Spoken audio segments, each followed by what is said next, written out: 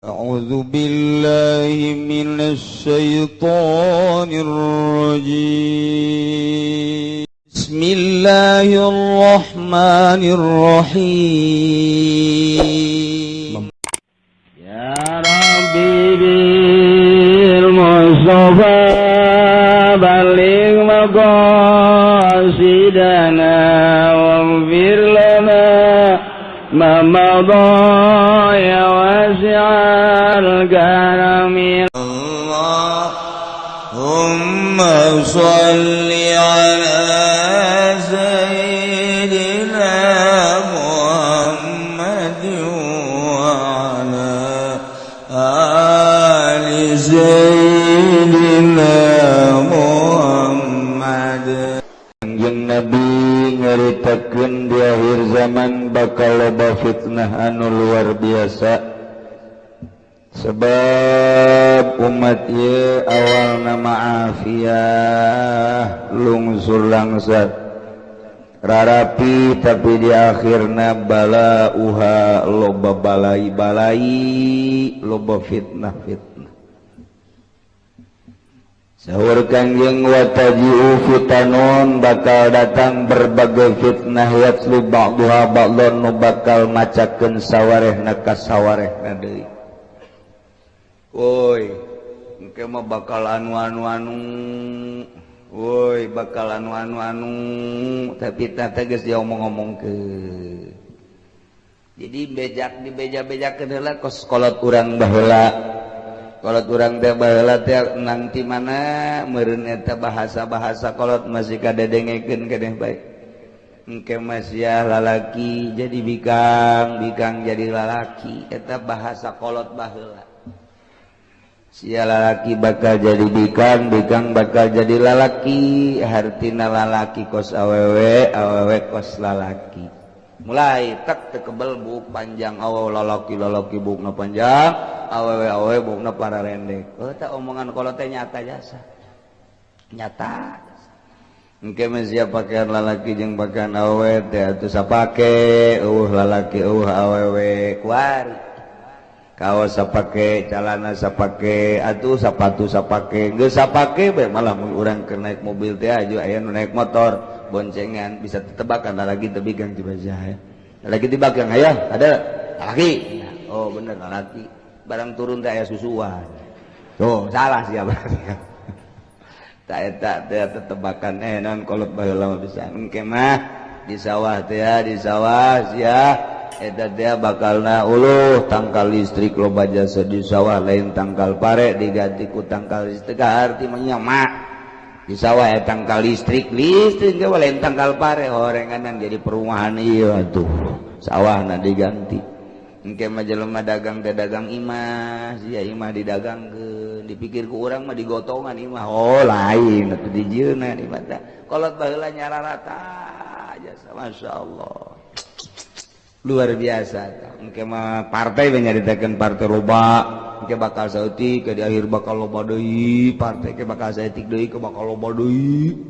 Itu bararagus Bang. Oh bagus nah kabeh ge makin ka ditu makin jore bae, dileutikeun jore, dibawakeun jore. Kolot baheula geus ngomong ti heula. Sagala rupa ke sirang geus aya kali ngujur ngulon tamah caina lain bakal jadi cai biasa, bakalna getih tamah nu nyaianana. Lamun engke bakal pemerintah jieun kali ngebat kulon ket wetan ti wetan ka kulon ta eta teh engke eta mah lain jang cai biasa, tamah lain jang nyaian sawah, lain jang nyaian huma, lain jang nyaian masyarakat, tapi ka utama bakal getih. Eta iraha di mana-mana geus nyambung pulau ke pulau. Baheula mata pulau Cangkir diomongkeun teh bakal nyambung, eta cicirita geus moal beres. Engke mah pulau Jawa jeung Sumatera nyambung, Madura jeung pulau urang nyambung. Engke bakal aya jalan ngebat lempeng, bahasa kolot mah baheula eta kos kitu horeng tol eta kuari. Eta janyara rata, eta nu pake anggeran jasa mah di lembur urang mah ieu Tangerang Serang Pandeglang, eta tah nyambungna gitu antara urang jeung nu tadi caritakeun gara. Tadu paranti jarah teh naon? Pulau Cangkir nyambung kuari geus nyambung nu jualan imah geus loba tol geus aya nyararambung bakal disambungkeun deui atuh itu nya urang ye Merak gitu Sumatera ke bakal aya tol terus sabada eta bakal jieun kaling ke omongan kolot baheula tah ke lamun geus nyambung tol Sumatera Pulau Jawa jeung Pulau Madura ke kakarak aya kali ngulon ngetan ta eta mah bakalna eusina tah eta mah teh caina getih bakal perang teh jeung saha ieu teh jeung Inggris jeung Belanda moal ka DDI Amerika moal ka DDI eta kan perang saha kakakna bakal ngebunuh adina bapak bakal ngebunuh anak ngebunuh bapak emak dibunuh dulur dibunuh pemerintah ngebunuh rakyat ngebunuh pemerintah eta kolot baheula mah kos kitu heuh meureun perang saudara mun cara kurang dia cirikeun bae ke bakal dijieun ke kali ngebat di mana geus beres direncanakeun ge asal geus nyambung Madura Jawa Pulau Jawa jeung Sumatera ke bakal aya kali ngebat tidinya beres ngabangun lila ngabangunan puluhan tahun nah eta ke bakal aya perang saudara nu dahsyat luar biasa saling membunuh eta mah ciri doang berarti perang saudara anu bakal nya gitulah kolot baheula eta nyahoan jasa tah fitnah teh dibacakeun Kangjeng Nabi mah nyaritakeun kieu engke bakal kafratu walawi zina anak zina loba jasa bakal nagara ge dipimpin ku anak zina imam masjid ge anak zina bakalna imam Jumat anak zina di kantor-kantor anak zina nu jadi presiden ge anak zina Kangjeng Nabi bakal kos kitu mah nya henteu mah nya ja kuari anak zina mah luluh pertikahanana atuh teu bareres pan beureum jadi anakna anak zina geus puguh nu zinah nama kuari ge loba jasa masalah sebab anak zina ngaji Quran bagus kuari jadi imam atuh geus mulai disababaraha musola mah anak zina masalah ngan eta ucapan Kangjeng Nabi bakal kos kitu di akhir zaman teu bakal loba anak zina nu mingkin salat ge anak zina kantor anak zina presiden ge bakalna anak zina taji'u fitanun yatslu ba'duha ba'dan dibacakeun ku sawareh umat ka sawareh deui engke bakal loba nu mabok teh geus jadi kebiasaan pemuda geus mabok kuari mah ningkat deui lain ngaeuweuhan mabok teh budak SD mabok terus mararabok rusak akal urang dengan berbagai dalil kumaha bae mungkin serangan Amerika mungkin serangan pokoknya mah gitulah keayaan anak mabok jelema lain makin eueuh tangkap kuari ditangkap hiji tumbuh 10 tangkap hiji tumbuh 100 tangkap terus bae isa Indonesia merabok pahara jasa mabok identik jeung zina mabok zina judi terus bae buat eureun-eureun ke bakal loba judi riba teh Kangjeng Nabi kasratur riba engke mah kuari mah munggah haji bae bisa teriba munggah haji urang teu bisa teu make bank berarti kan main riba terus riba dagang riba haji riba segala rupa riba mentak eta teh geus umul balwang kena sahabat naroskeun Gusti Rasul eta ku loba-lobana riba engke urang kumaha atuh haram gitu cukup nyokot jang ukuran ibadah ka Allah bae jang ukuran dahar nginum jang cukup ibadah eta geus salamet sakitu bae leuwih tidinya cilaka tayyulah tajiru fitanun yatslu ba'duha ba'dan bakal datang berbagai fitnah nu bakal ngomongkeun sebahagian ka sebahagianna deui geus diomongkeun tajiu sayati Kangjeng Nabi geus nyaritakeun bakal datang tah kuari urang tahun 2000 pas jasa naon nu diucapkeun ku Kangjeng Nabi di tahun bangta 1400 kali tuna makin mantap makin loba makin dahsyat fitnah teh mantap kadina taji'u fitnatun datanglah fitnah fayaqulul mukmin cek jelema mukmin asana hadhihi tuhlikuni fitnah ieu asana nu bakal ngarusak ka urang aduh asana bahaya engke sumatan kasih pulas eueuh deui engke wataji'u fitnatun datang deui fitnah fayaqulu cek mukmin asana fitnah ieu nu bahaya mah hadhihi aduh asana ieu nu bahaya mah ieu eta selalu kitu bae kuari baik kuari urang teh lamun anu memang henteu mikiran kana kasalamatan di akhirat mah dak pilkades mulai ustad dibarareun duit kiai dibarareun duit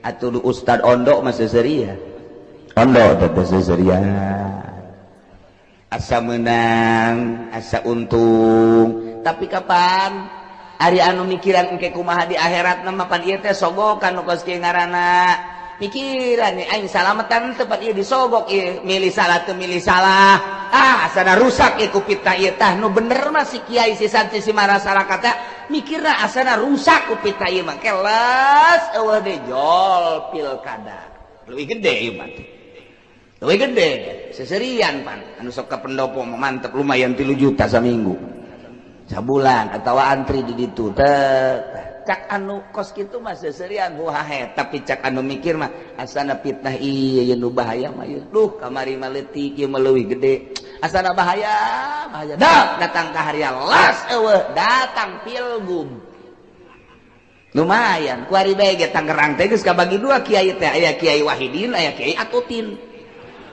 sabagi 2 kuari teh kadeuleu ieu Kiai Wahidin jeung Kiai Atutin lain deui mah lamun buringas Kiai Atutin eta lamun anu bangsa kieu eta Wahidin eta mah kitu di Serang di Pandeglang Kiai Ustad geus kabagi antara Yan Kosimul Kiai baena Wahidin wa Atutin jadi geus kabagi 2 kuari geus sebagai itu motor ge lamun diselat teh atut lamun Wahidin mah mogok Wahidin mah eta kos kitu mah fitnah bagi anu raramean mah anu asa meunang geus heheotan bae tapi nu mikiran aing salamatan teh di akhirat ku kos kieu teh ieu pan bisa dipertanggungjawabkeun ieu teh sogokan teh ieu teh halal apa henteu sih duit kos kieu mikiran nya asana ku ieu aing rusak ieu bahaya ieu beres eta las eueuh pilpres leuwih gede eureun kitu jeung kitu bae tajiu fitnatun gontok-gontokan ke berbagai organisasi gontok-gontokan antara partai jeung partai ngan lamun kurang dipikir teu kumaha gontok-gontokanana lamun urang dek berjuang ye boga pikiran hayang berjuang tak urang kuari cicing di Indonesia sementara Muhammadiyah terus bae nyulusup sedangkan orang kan hese eta teh untuk menopang eueuh di jalan kecuali kudu make organisasi di NU urang asup ka NU beneran NU ribut NU jeung Muhammadiyah fitnah kanu aya Islam papada Islam timbul deui PKS kok ieu nyelonong bae si PKS teh PKS teh nyelonong jasa teh pugu anggeranana dasar hukumna teu pugu anu teh urang otomatis kan nyeun tandinganana partai berarti dah naon ieu partai urang ieu tadi PKS kuari urang PKB geus eueuh maot dia bibiranana anu aya keneh tapi wujud Gang Adam iku mah ieu tah urang lamun deuk berjuang mah eueuh deui lantarannya nyulusup ka birokrasi atuh urang ge kudu main birokrasi kurang berarti kudu ditandingi ku urang sedangkan ditandingi teu eureun teu repeh lain deuk ngabaju ke negara ieu jajah hayang-hayang hebat dirina ribut piributeun teh loba jasa diantepkeun ku urang eleh urang teu diantepkeun ribut deuk kumaha coba kos kuari ieu mun diantepkeun bae orang NU kaserang ieu ku Muhammadiyah lamun diatepkeun deui organisasi NU teh kaserang ku Muhammadiyah nyana masuk melalui birokrasi geus lain nyaritakeun demokrasi deui nyaritakeun hukum dibabawa ku nyana tah ieu geus bahaya jasa kan aya zaman Gus Dur mah kan ulah aya unsur-unsur hukum demokrasi bae hukum mah cekelan di organisasi bae kuari mah ngarayap lamun ngarokok diharamkeun melalui kitu birokrasi berarti kan geus ngarayap lamun tolak tilu jadi hiji melalui birokrasi kan berarti geus diserang lamun anak angkat geus jadi menang berarti kan geus melalui birokrasi mui kuari nah diusapan titah nyeun keputusan kan berarti diserang ku Muhammadiyah urang maca diserang ge tapi orang Jogja mah diserang diserang kalau inget Haji Muhadi bae maca koran di dieu hari Senin Bupati sedang apel diserang apa ya? Jadi dia baca korannya, ini diserang bagaimana ya? Ada apa ya? Oh mana coba lihat? Diserang bukan diserang. Oh iya diserang. Aduh bupati hari Senin apel diserang. Sama apa diserangnya? Serang, sia udah serang atuh. Salah maca berbahaya. Tah, ieu caritana urang ieu mun nyaritakeun perjuangan nyeri hate teh ya. Nyara terus bae nyulusut NU-na ieu HS bae ngees bae ngees. Serangan-serangan. Partai teh partai ngan saukur ngaranna doang Partai Islam P3, Partai Islam PKB, Partai Islam naon deui? Geus berarti geus. Tuh BPR dan lain sebagainya ngan ngaran doang perjuangan nama tetep bae PKS dulu tah coba halangan atuh sia. Mun urang gairah timbul aing tampil teh. Ieu mah nu tampilna si bangsa bocokok deui bae. Kuduna anu siap ngaberesan. Tah ieu urang beuki lamun heuleu kadinya rapuh amat atuh Indonesia teh rapuh amat kumaha kahareupna. Timbullah gairah hayang urang fitnah nu aya perang antara politik partai jeung partai, perang antara organisasi-organisasi. Urang cicing berarti nyana terus-terusan merajalela. Urang berangkat perang teu eureun-eureun. Ilah zaman fitnah ngaran lantaran henteu leuleuy hatena henteu tawadu. Ieu mah pahayang-hayang kabeh. Pokos imam masjid bae, imam mushola. Nu pantas mah jadi imam teh itu, dia mah kurang pantas lantaran nyana nu hayang teu terus bae wala doholin terus bae. Teu parangantos sabenerna mah.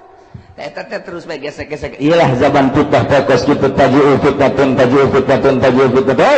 Ieu terus teu eureun-eureun fitnah. Moal eureun-eureun terus bae umat.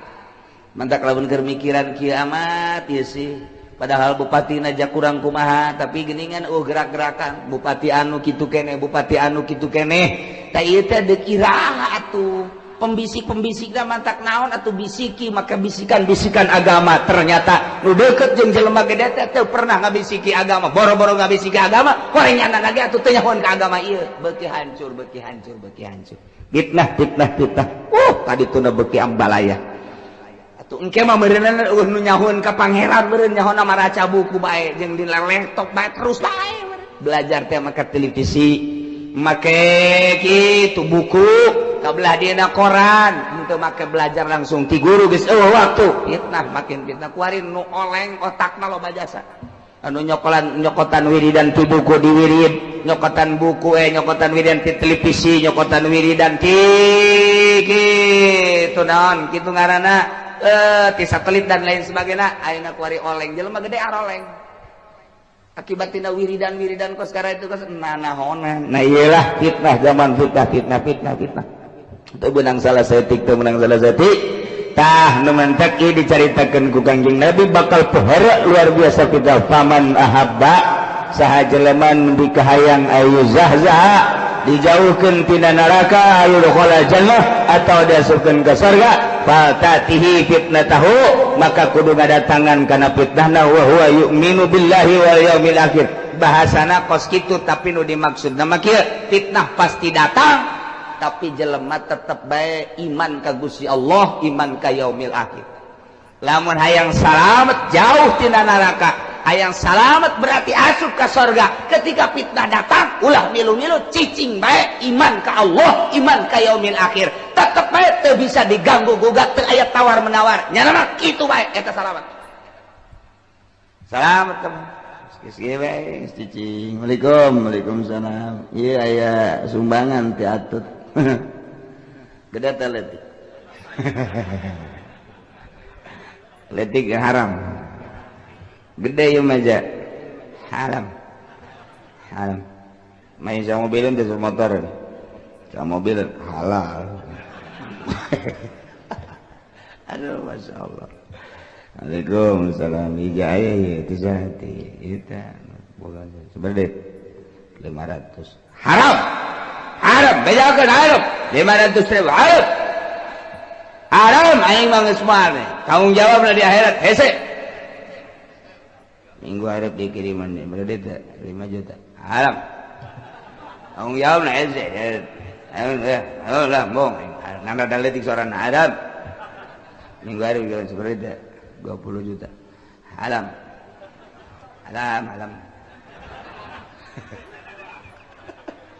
gimana jadi 50 halal budak 50 mah kembali apaan sakan no urut-urut bae mah halal tamah lamun 50 juta deui bae pidato ya kiriman dulur atuh naon hesena sapira milih atut da kula laki kitu ku bikang kitu atuh masalah aja dipimpin ku saha bakal kitu-kitu keme geus maningan atut bae diteruskeun eta 10 juta kenceng sorana eta 10 juta kenceng jasa ke 5 juta mancang pati kenceng tapi kalau 10 juta kenceng 100 juta gitu 100 juta kencengnya mun 1 miliar mah asana pegata urat pegat asana 1 miliar mah eta tolol jasa ieu ari kiai teh lepas dari kalah dan menang lepas dari begitu atau tidak begitu haram tina jihad milih awewe lagi geus haram tapi ieu kajeun ka masyarakat mah bodoh ieu kiai nu nyaho hukum kolol lagi tolol deui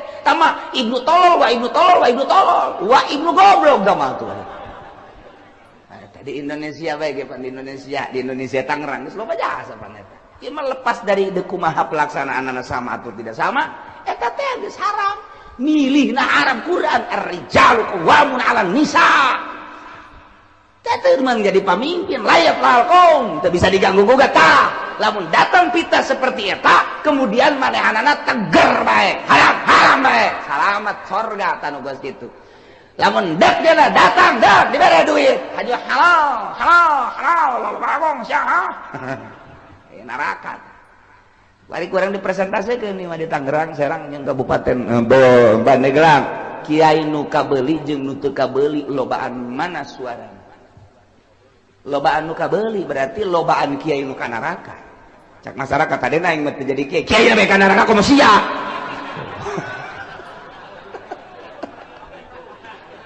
aduh ya nuturkeun kiai ban kula mah cenah atuh tadi nama endekanu itu lalaki ngan kiai kula ngajak ka awewe atuh kula nuturkeun bae lah ka kiai kula mung fitnah puguh eta fitnah keur datang tolol sia ngomong pangkos bener bae kula mung fitnah lah nuturkeun kiai bae eta fitnah teh eta kos kitu tah eta teu karasa pan kunyana tah masyaallah nah ieulah kuda-kuda jang urang supaya orang teger di zaman fitnah ku ari paman ahabba ayuzahzaha minan nar saha jelema anu nikah hayang dijauhkeun tina neraka anin nar tina neraka durhul atau diasupkeun ka surga nah ieu mah geus hiji bae geus altatihi fitnatahu wa huwa yu'minu billah wal yaumil akhir fitnah pasti datang ketika fitnah datang teger jasanya na iman ka Gusti Allah asal geus iman ka Gusti Allah ka yaumil akhir berarti sieun naon kitu nadahan fitnah ngajauhan berarti tina fitnah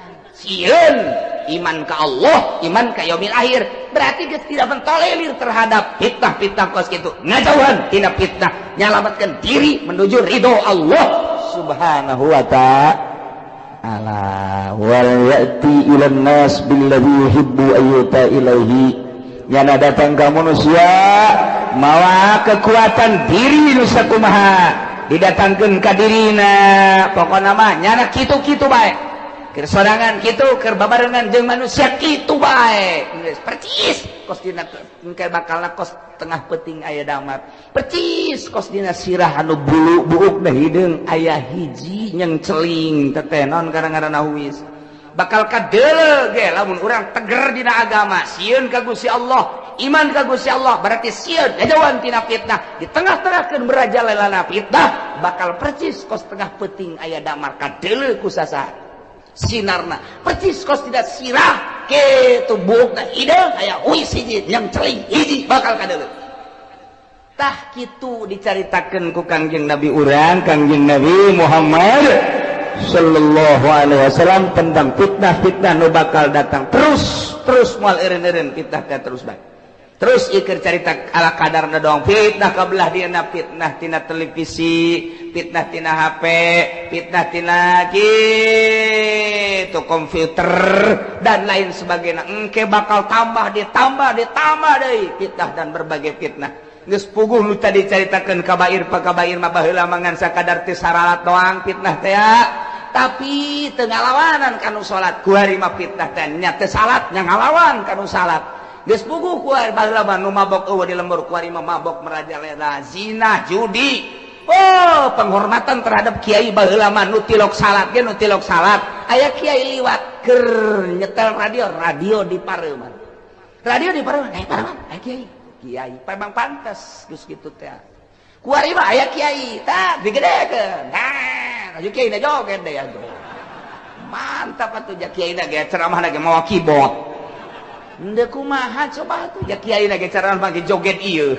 Atuh di imah kiai na ge TV atuh aya 5 pan. Paranti nyana, paranti pemajikan, paranti anak, paranti tamu. Wah, ambalayangan teu jualan TV doang tak kiai. Fitnah jeung fitnah, fitnah jeung fitnah. Terus makin ka ditu makin parah. Terus disapirakeun bae ku kiai teh, HP dianggap enteng, televisi dianggap enteng. Memang manfaat aya tapi modorotna nu luar biasa. Ketika urang deuk berjuang mah butuh teh informasi silakeun, tapi keur henteu mandeukna naonan atuh. Nah, makin ka dieu dirasakeunana makin loba, makin bahaya, makin bahaya. Amburadul ka dituna sarua bae. Baheula seragam Sabang sampai Merauke bahwa duit bank riba, bunga bank riba. Eueuh nu tentang kamari ieu kurang kumaha teh di zaman bapak-bapak urang komo bapak kolot urang mah kadenge ngejelengeng keneh teh rentenir teh haram. Bunga bank haram. Sabang sampai Merauke di Indonesia ulah nyaritakeun internasional, nasional seragam kabeh. Mulai teh aya hiji dua halal ditukil ku kiai make jamul jawame bahwa bunga bank teh halal di jamul jawamean. Masya Allah ku berani teh geus teu kudu dilawan tah mah suku sia jamul jawamean goyatul usulan los leg-leg ku sia tapi urang mah geus boga anggaran kurang kumaha Fathul Muin kurang kumaha kitab kitu naon ngaranna Ihya na Minhajul Abidina jeung berbagai kitab-kitab fikih bacaan bae geus kudu nukil-nukil sebab saralah kuari tukilan-tukilanana. Sebab naon eta kos kari itu teh maksakeun kalantaran dirina aya di dinya tukil, dirinya aya di dinya di organisasi teh tukil, dirinya aya di dinya di perusahaan showroom nukilnya na. Jadi lain berbicara secara umum kumaha ieu secara umum malah aya nu ngomong kieu. Sabenerna mah eta teh riba teh tanu diharam-haramkeun ku kiai eta teh cenah kiaina bodoh sabenerna. Aya nu ngomong gitu lagi kiai. Tah mah kiaina bodoh sabenerna mah ieu teh ieu naon ngaranna bank eta teh sabenerna mah perusahaan kiai nu sabenerna mah. Showroom tak kredit eta teh sabenerna perusahaan kiai. Santri teh kudu nama usahana kos kitu teh. Jadi teu capek tapi untungna gede. Nu sabenerna mah eta teh diciptakeunana kudu ku santri mun santri pala linter mah eta kiai anu ngomong kos kitu mudah-mudahan panjang umur teh beuteung kieu teh mudah panjang umur bisa tobatna. Masya Allah geus kabali ngerjasa selidik horenganan kiaina anakna boga showroom atuh ai endek boga showroom mah ulah ngomong-ngomong kos kitu terus bae leg-leg ka apa ku kiai jadi orang koros mah tuh. Nah ieu timbul ucapan-ucapan fitnah jeung fitnah keur nyaritakeun fitnah tungtungna kiai jeung kiai fitnah ku teu seragam dina hukum teh maksakeun diri. Inilah di akhir zaman bakal loba fitnah terus moal eureun-eureun fitnah teh bakal terus menerus. Hiji jelema nu salamet tina fitnah anu iman ka Allah jeung ka yaumil akhir hartina tetep netepan dina sieun ka Gusti Allah Subhanahu wa taala. Lain jang kepentingan rakyat, lain jang kepentingan masyarakat, tapi jang beteungna jeung nafsuna hungkul.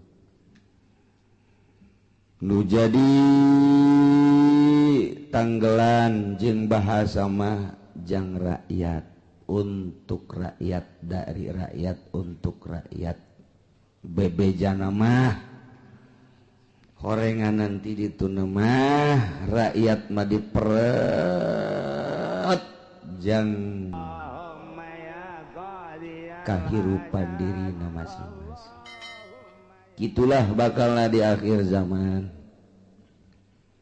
Tapi tetep bae lantaran urang dijadikeun ku Gusti Allah manusia sedangkan manusia teh bernegara-negara kobilah-kobilah. Ieu negara kudu diurus ku urang teu meunang henteu kudu sebab lamun teu diurus ieu negara engke agama bakalna acak-acakan nu mantak teu bisa kaluar di Islam mah agama jeung negara teu bisa tapi lamun urang make berdasarkan demokrasi negara jeung agama bakal terpisah manusia ieu adalah manusia eta insan sosial hubungan anak sesama manusia jeung lingkungan ditinjau bahwa manusia ia adalah insan sosial eta adalah ngabutuhkeun kana tata cara teh yakni lingkungan berarti kurang kudu gitu dibangun. Lamun ditinjau manusia ia adalah manusia buatan pangeran berarti ngabutuhkeun agama. Geus lamun urang ninjau bahwa manusia ieu makhluk Allah butuh aturan Allah agama ngaranna syariat. Namun urang neuleuh bahwa manusia eta adalah insan sosial nu hubunganna manusia jeung manusia di jeung lingkungan teu bisa hirup sorangan kudu aya nu sejen berarti makhluk sosial iyalah kudu aya penataan sosial ngaranna politik. Berarti politik hirup di atas negara Islam cicing di luhur negara berarti moal bisa keluar antara negara jeung agama. Kitulah caritana namun urang nyaritakeun syariat dek ngembangkeun agama di atas negara atau negarana kudu ditata ku urang moal bisa keluar kajen ku kumaha ge agama jeung negara. Lamun urang negara bae teu make agama acak-acakan kos kuari negara bae teu make agama korupsi terus bae maling terus bae nu zinah teu dibunuh teu diranjam anu mabok teu dikukuha terus bae eta ngaranna negara teu make agama percis kos di Cikupa bae kieu ngaranna teu make agama. Hayu bae duit naon tah duit ngagabres bae tah eta negara teu make agama. Ieu kos di urang ieu kos kieu nu mantak leuheung jelema nu hayang jadi DPR masih leuheung keneh. Siap ka neraka berarti teh jelema. Nu jadi bupati siap ka neraka lantaran geus make agama. Nu siap jadi gubernur berarti sarua jeung kieu Gusti abdi siap jadi gubernur di akhirat siap abdi dikerobokeun di neraka ge. Sarua jeung kitu sebab teu make agama. Teu make agama mana agamana atuh bari. Geus teu salat diatep, nyanana teu pernah ngajak salat, ngaranna teu make agama. Nu zina diatep teu make aturan Al-Qur'anul Karim, ngaranna teu make agama. Nu mabok diatep teu aya undang-undang sesuai jeung aturan Al-Qur'an, ngaranna teu make agama. Nu korupsi miliaran triliunan diatep, nu maling kotok teu make agama nu kos kitu ngaranna. Tah ieu nagara urang teh eta deuleu kumaha teh berarti nagara lempang teu make agama siap ka neraka kabehan. Mulai ti RT calon neraka kabeh ka ditu. Aing mah lain ngomong lalagan beneran sia. Cek RT pan aing ngaji tinggal ngaji. Aduh cek RT aing ngomong ngaji deui minggu hareup mah sabodo. Sanu ngitas yang ngaji ka dieu. Ngaji ka ditu sia jeung bupati ka ditu. Bakal korupsi kabehan sia. Cek RT kiamat aing eureun bae tuh ulah wakat teh heula ieu eureun mah. Kan gitu make agama. Sadar sia, negara urang teh teu make agama sadar. Sing sadar lain lalagaan, mana agamana? Cenah eta ka Mekah ge lain yang nikahan, nyana mah kan saukun marat doang. Hayu tanyakeun ka kandung ieu janjana teu ditahan teh enten teh. Nyana mah kan sakuru, ka Mekah sia jual embe, jual kotok, untungna jang aing sia mah kali itu pahe kajeun. Diteundeuna ge di itu jauh jasa 12 kilo 13 sarua jeung kalari itu sia parai habak. Mun disompralkeun teh bahasa rakyat kos kitu. Bahasa rakyat mun disompralkeun teh kos kitu. Kamareka sia wahai urang Balaraja, aki-aki nini ku aing deuk diteundeuna jauh, los sia deuk parai kajeun malah mah banding paeh habak di ditu. Aing ngaracun hese mending parahe bae di ditu. Mantap kalau mun aya nu paeh teh ieu teh jamaah haji alhamdulillah. Eta bahasa mun dikedalkeun teh kos kitu. Sadar atuh teu sadar kos kitu. Da kumaha? Ja urang merantap di ditu teh nu ngadengekeun. Usul nu ngadengekeun. Tah eta bahasa agamaan ieu teh nagara teh. Ieu mun hayang nyaho mah. Kuari agama tanpa negara. Pasantren teh ngembangkeun agama Al-Qur'an hadis kalam-kalam ulama dijelaskan teh cuman henteu bergulir secara praktis sia-sia aing-aing be ngaji santri ngaji mingguan beres bubar atuh pan henteu aya anu ngondisikeun sugan aya DPR nyaritakeun salat di negara jauh sugan atuh aya zakat make undang-undang zakat teh lain sakadar dicokotan haji dipakai ngabangun masjid lain gitu. Make pas aturan Al-Qur'anul Karim. Agama teh ngan sakadar dibahas di majelis taklim, dibahas di pondok pesantren, santri ngaji bari nundutan ieu kos kieu kos urang ieu. Komo nu di tukang mah geus beak 2 gelas kopina ge. Dengan sabar kieu ge. Tah eta keur jaritakeun agama, tapi penerapan di negara kan henteu. Berarti agama berjalan dengan sendirinya, henteu diatur ku negara. Lempang masing-masing. Lempang masing-masing, agama lempang sorangan. Negara teu make agama. Kos kieu ya acak-acakan. Mantap. Nu perlu ditangkap teu ditangkap, nu teu perlu ditangkap tangkap. Lantaran henteu tek and zip. Tidak saling agama jeung negara teh. Islam mah agama jeung negara ngahiji. Gus Dur baheula nyaritakeun tidak jatuh agama dengan negara di Indonesia nya ngomong kos gitu. Sebab Indonesia bukan negara Islam, demokrasi. Walaupun bagaimana tidak akan nyatu dengan agama. Agama jalan sendiri, negara jalan sendiri pakai demokrasi. Tidak akan nyatu di Indonesia kecuali ceknya nanti kalau perang dulu. Gus Dur ngomong gitu, tidak akan nyatu di Indonesia agama dengan negara. Agama jalan sendiri masing-masing. Yang Kristen jalan, yang Katolik jalan, yang Buddha jalan, yang Protestan jalan, yang Islam duduk tempat. Artinya jalan masing-masing. Sebab tadi kondisikan di negara. Aturan-aturan agama, negara teh aturan da, aturan Walanda bae. Iya, kos kieu tah. Ndak mal akur. Kiai salilana ngan saukur pake kokoset bae ku lurah, ku camat, ku bupati, datang ka ku presiden. Geus kokoset mah singkir sia ka ditu kiai. Jam wali pake Quran mah negarana lain make negara Quran. Mantap kiai anu mimilu dibuntut pamarentah kiai kokoset. Kiai dipake kokoset tah nu kos kitu teh. Datang kenyana, ini kan negara kita, tanggung jawab bersama. Kiai pun termasuk di dalamnya. Mari kita sama-sama. Siap cak kiai teh. Yuk kiai kita jalan. Ayo. Kok kecil amat? Nggak ada kendaraan ini. Oh ya dikasih kendaraan. Ya siap. Rada gede tanya. Kendaraannya jelek amat. Bere di mall. Siap. Kiai kokoset makos gitu. Ayah kendaraan ngahoak. Kendaraan cicing. Eta kiai nusok pakai kokoset. Biasanya kayak Golkar takut gitu. Iya tahan di negara. Tapi iya keur carita sekelumit takos gitu tak moal ngahiji.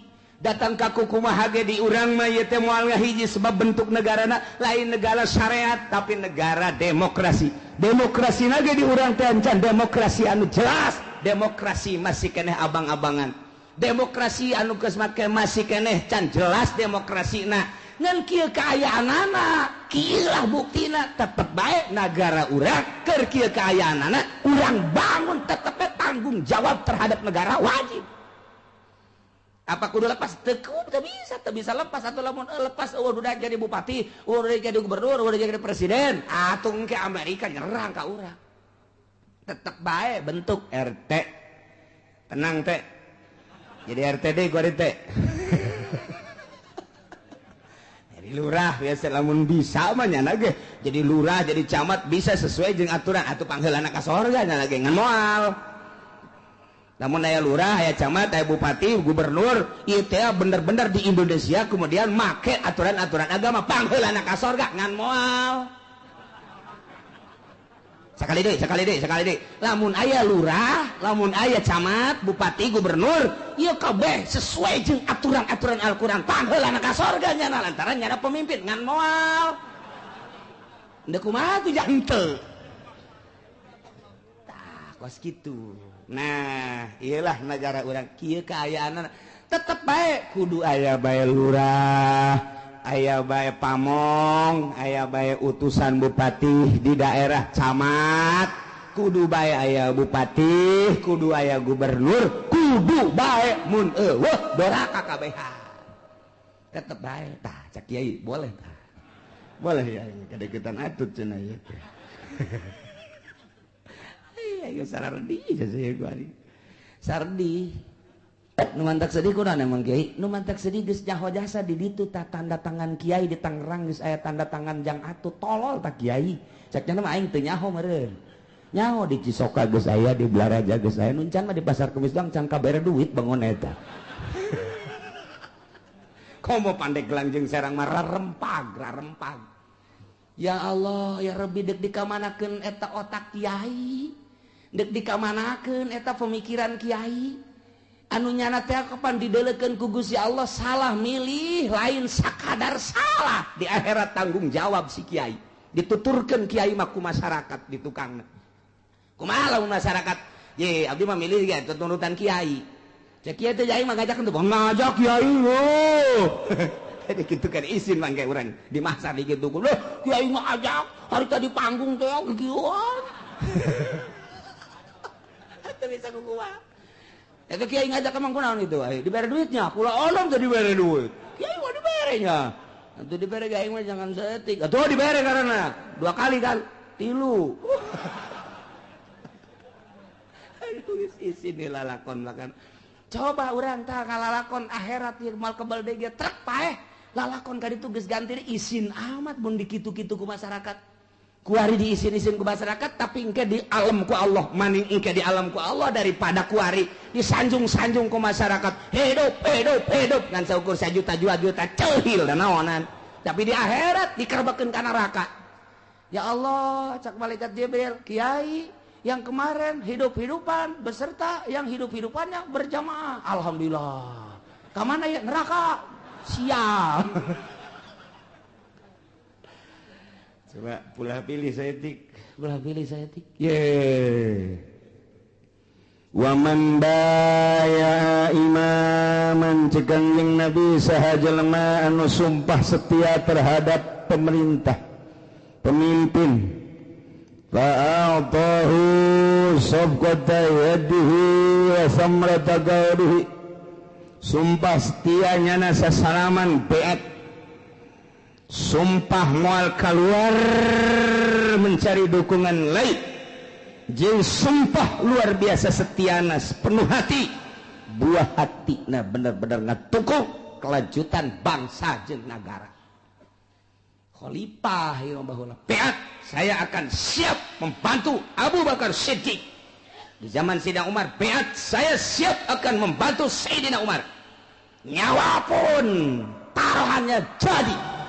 Ketika Sayyidina Utsman saya siap cek sahabat membela Sayyidina Utsman sasalaman beat geus kukumaha ge hulu jadi suku jadi hulu siap beat ngaranna sasalaman sepenuh hati kitu kene zaman Sayyidina Ali kitu kene zaman di zaman Sayyidina Muawiyah terus eta khalifah kamari ge di zaman Presiden Soeharto beat orang Golkar tapi teu khusus kemanapun Anda tetap akan saya bantu sekalipun salah tak Kiai ge kos kitu kan saya beat sebab pondok saya udah dibangunkan oleh Golkar beat saya anu geus dibere mobil beat anu geus dibere ka haji ke Mekah beat Kiai oplo beat teh kos kitu di zaman Golkar tah ieu beat teh demi bangsa jeung nagara nu imamna adil sesuai jeung aturan-aturan Al-Qur'anul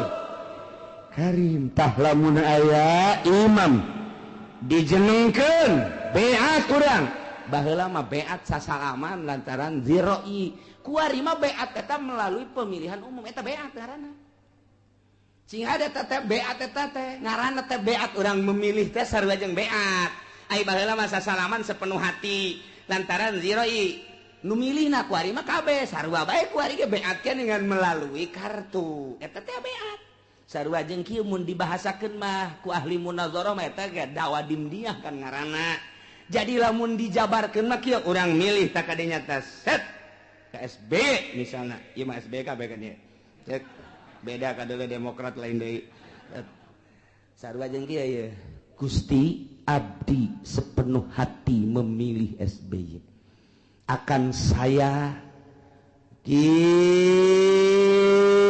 bantu apapun yang terjadi di negara ini andai kata ada yang merusak tentang kepresidenan, tentang jabatan, tentang berjalannya negara, tentang dan lain-lain sebagainya. Saya siap membela kamu wahai SBY demi bangsa jeung nagara. Tak eta orang memilih teh sarua jeung kos kitu bahasana ulah pajar sambarangan teh beat maknawi secara dijelaskeun mah kos kitu baheula mah sasalaman. Demi Abu Bakar Siddiq, demi Allah, demi Rasul, saya siap membela Abu Bakar Siddiq kemanapun, dimanapun, kapanpun. Andai kata terjadi peperangan, saya yang paling dulu. Eta beat karena sasalaman sumpah setia. Terus kebelah takwari, mah henteu aya kos kitu mah ngan beatna di jero tetebeng. Make paku urang. Set, ieu beat ieu ngaranna teh. Eta teh engke dipertanggungjawabkeun di hadapan Allah di mahsyar. Di mahsyar teh pertanggungjawab emang teu dicatat ku malaikat, dicatat ku malaikat ieu teh raqib jeung atid. Nah, didelekeun Ustaz Tad ke mana Tad? Ya, mana Tad? Ditanya alusana siap. Tanya kayak orang di akhirat. Ustaz Muhyiddin maju. Gak geter-geter kana. Sialah ini kuwaca deh. Baheula milih ieu tah aya Golkaran di dieu tah. Nah, ieu tanda tangan nyolok sia kan? Bener. Sia berarti ngadukung Soeharto nya jeung Golkar. Naon sia alasanna dinya? 3 juta. Terus pelaksanaan negara jeung agamana beresan teh. Ulah mun teu nyaho ka dinya mah ngan saukur eta bae lah lumayan dibere minyak segala perkara itu. Siap ka neraka, siap teh siap ya kumaha tuh. Ieu tah, beat eta teh beat bener. Lamun urang geus beat set, kemudian ieu teu ngalaksanakeun aturan-aturan negara, aturan-aturan agama. Urang nu geus beat teh mohon ka presiden mun di akhirat hayang salamet. Datang, Waalaikumsalam. Pak, saya kan memilih Bapak, kemudian Bapak tidak melaksanakan aturan-aturan negara dan aturan agama. Daripada saya nanti ditanya oleh malaikat munkar nakir atau nanti oleh Allah, oleh malaikat yang mewakili Allah. Nah ini saya lebih baik bahwa saya sekarang keluar dari beat saya sebab tidak melaksanakan aturan-aturan negara dan agama. Salam. Cek presiden dulu udah stres naon tuh budaknya. Hayu siap berani kos gitu, salam tuh berani bahaya. Ji balai lalagan emang ngaji ya. Ngaji cenah atuh ka presiden mah ge teu sanggup. Datang sia ka lurah. Asal aya tanda tangan lurah bae bahwa sia teu ngadukung ke di akhirat bawa tah. Mungkin malah masih wasiatkeun habak mun aing pae eta tulisan asupkeun habak bisi abe malaikat maca ka aing.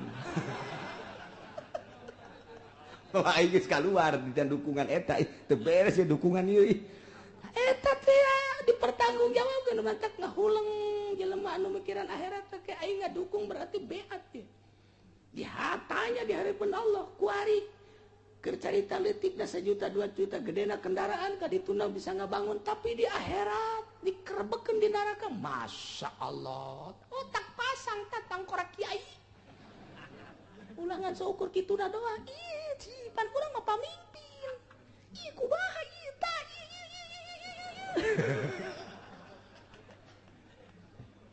Aduh, panjang ya hadis ieu teh ya di ditu panjang ieu mah singkat eta kos kitu pejabaranana. Balikan deui. Jelema nu beat ka imam, sumpah setia, memberikan lambaian tangan atau sasalaman dengan sepenuh hati, maka paliti'u wajibnya nurut ke pemerintah, wajib. Ini statoa lamun mampu. Nah, lamun urang geus dukung salah seorang pemimpin nu jujur, nu adil, siap tempur perang nyawa taruhana. Andai kata aya deui nu nyieun pamimpin atawa nu hayang atawa anarkis atawa bugot ingin menggulingkan macam-macam tah. Di cara Islam mah bugot. Jelema nu hayang ngagulingkeun padahal eta teh jujur tapi deuk digulingkeun. Pandang urang. Paeh eta teh sorga. Goblok sia deuk nurunkeun presiden anu jujur nu adil, aing heula. Yo aing dihareup. Paeh aing mah nyawa coplok sorga. Tah ngabela negara bangsa teh kos kitu. asal lu dibelaan nyana ngabelaan urang ai urang ngabelaan nyana ai nyana teu ngabelaan urang pan eta mun geus kitu atuh masyaallah sakalina dibere paranti masak teh nu harejo naon garang-garangna gasing beledug melulu nu korban geus loba jasa kamari ieu deuk naik bensin geus pahara mobil rarusakan eta emang demi rakyat tak lain sih kos gitu ayo coba lamun dicaritakeun satu persatu masya Allah mana nyana ka rakyat ai rakyat mah teu meunang henteu kudu ngadukung nyana bere duit jangan ngadukung teu meunang ngomong salah ai nyana hayang didukung ai urang teu daek didukung nyieun SPPT bae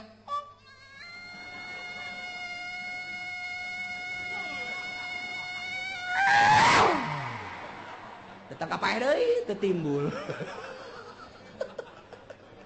eta kumaha masya Allah eta pat nu salah leutik encan nu dilaluhur bandung bahasa masya Allah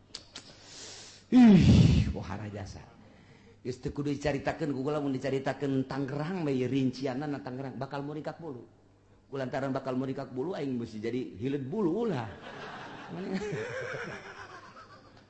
komo nagara mah aduh luar biasa Prabowo kakarak ngajelaskeun tentang saeutik rahasia negara geus hampir-hampir di Indonesia teh aya aset negara anu disembunyiikeun Prabowo pernah ngautarakeun kalau ini dikelola oleh bangsa kita cak nyana cak Prabowo gua mah nyampaikeun Prabowo ye gua kerja di Prabowo lah sagadeng ye hampir Prabowo tak awas bahaya oh paingan ngeunaheun maka dasi di luhur orang aya nu kitu-kitu gaji mah tah satai kuku bisa dibikeun ka urang oh eta mah ieu mah rahasia mah eta nya kebejakeun deui atuh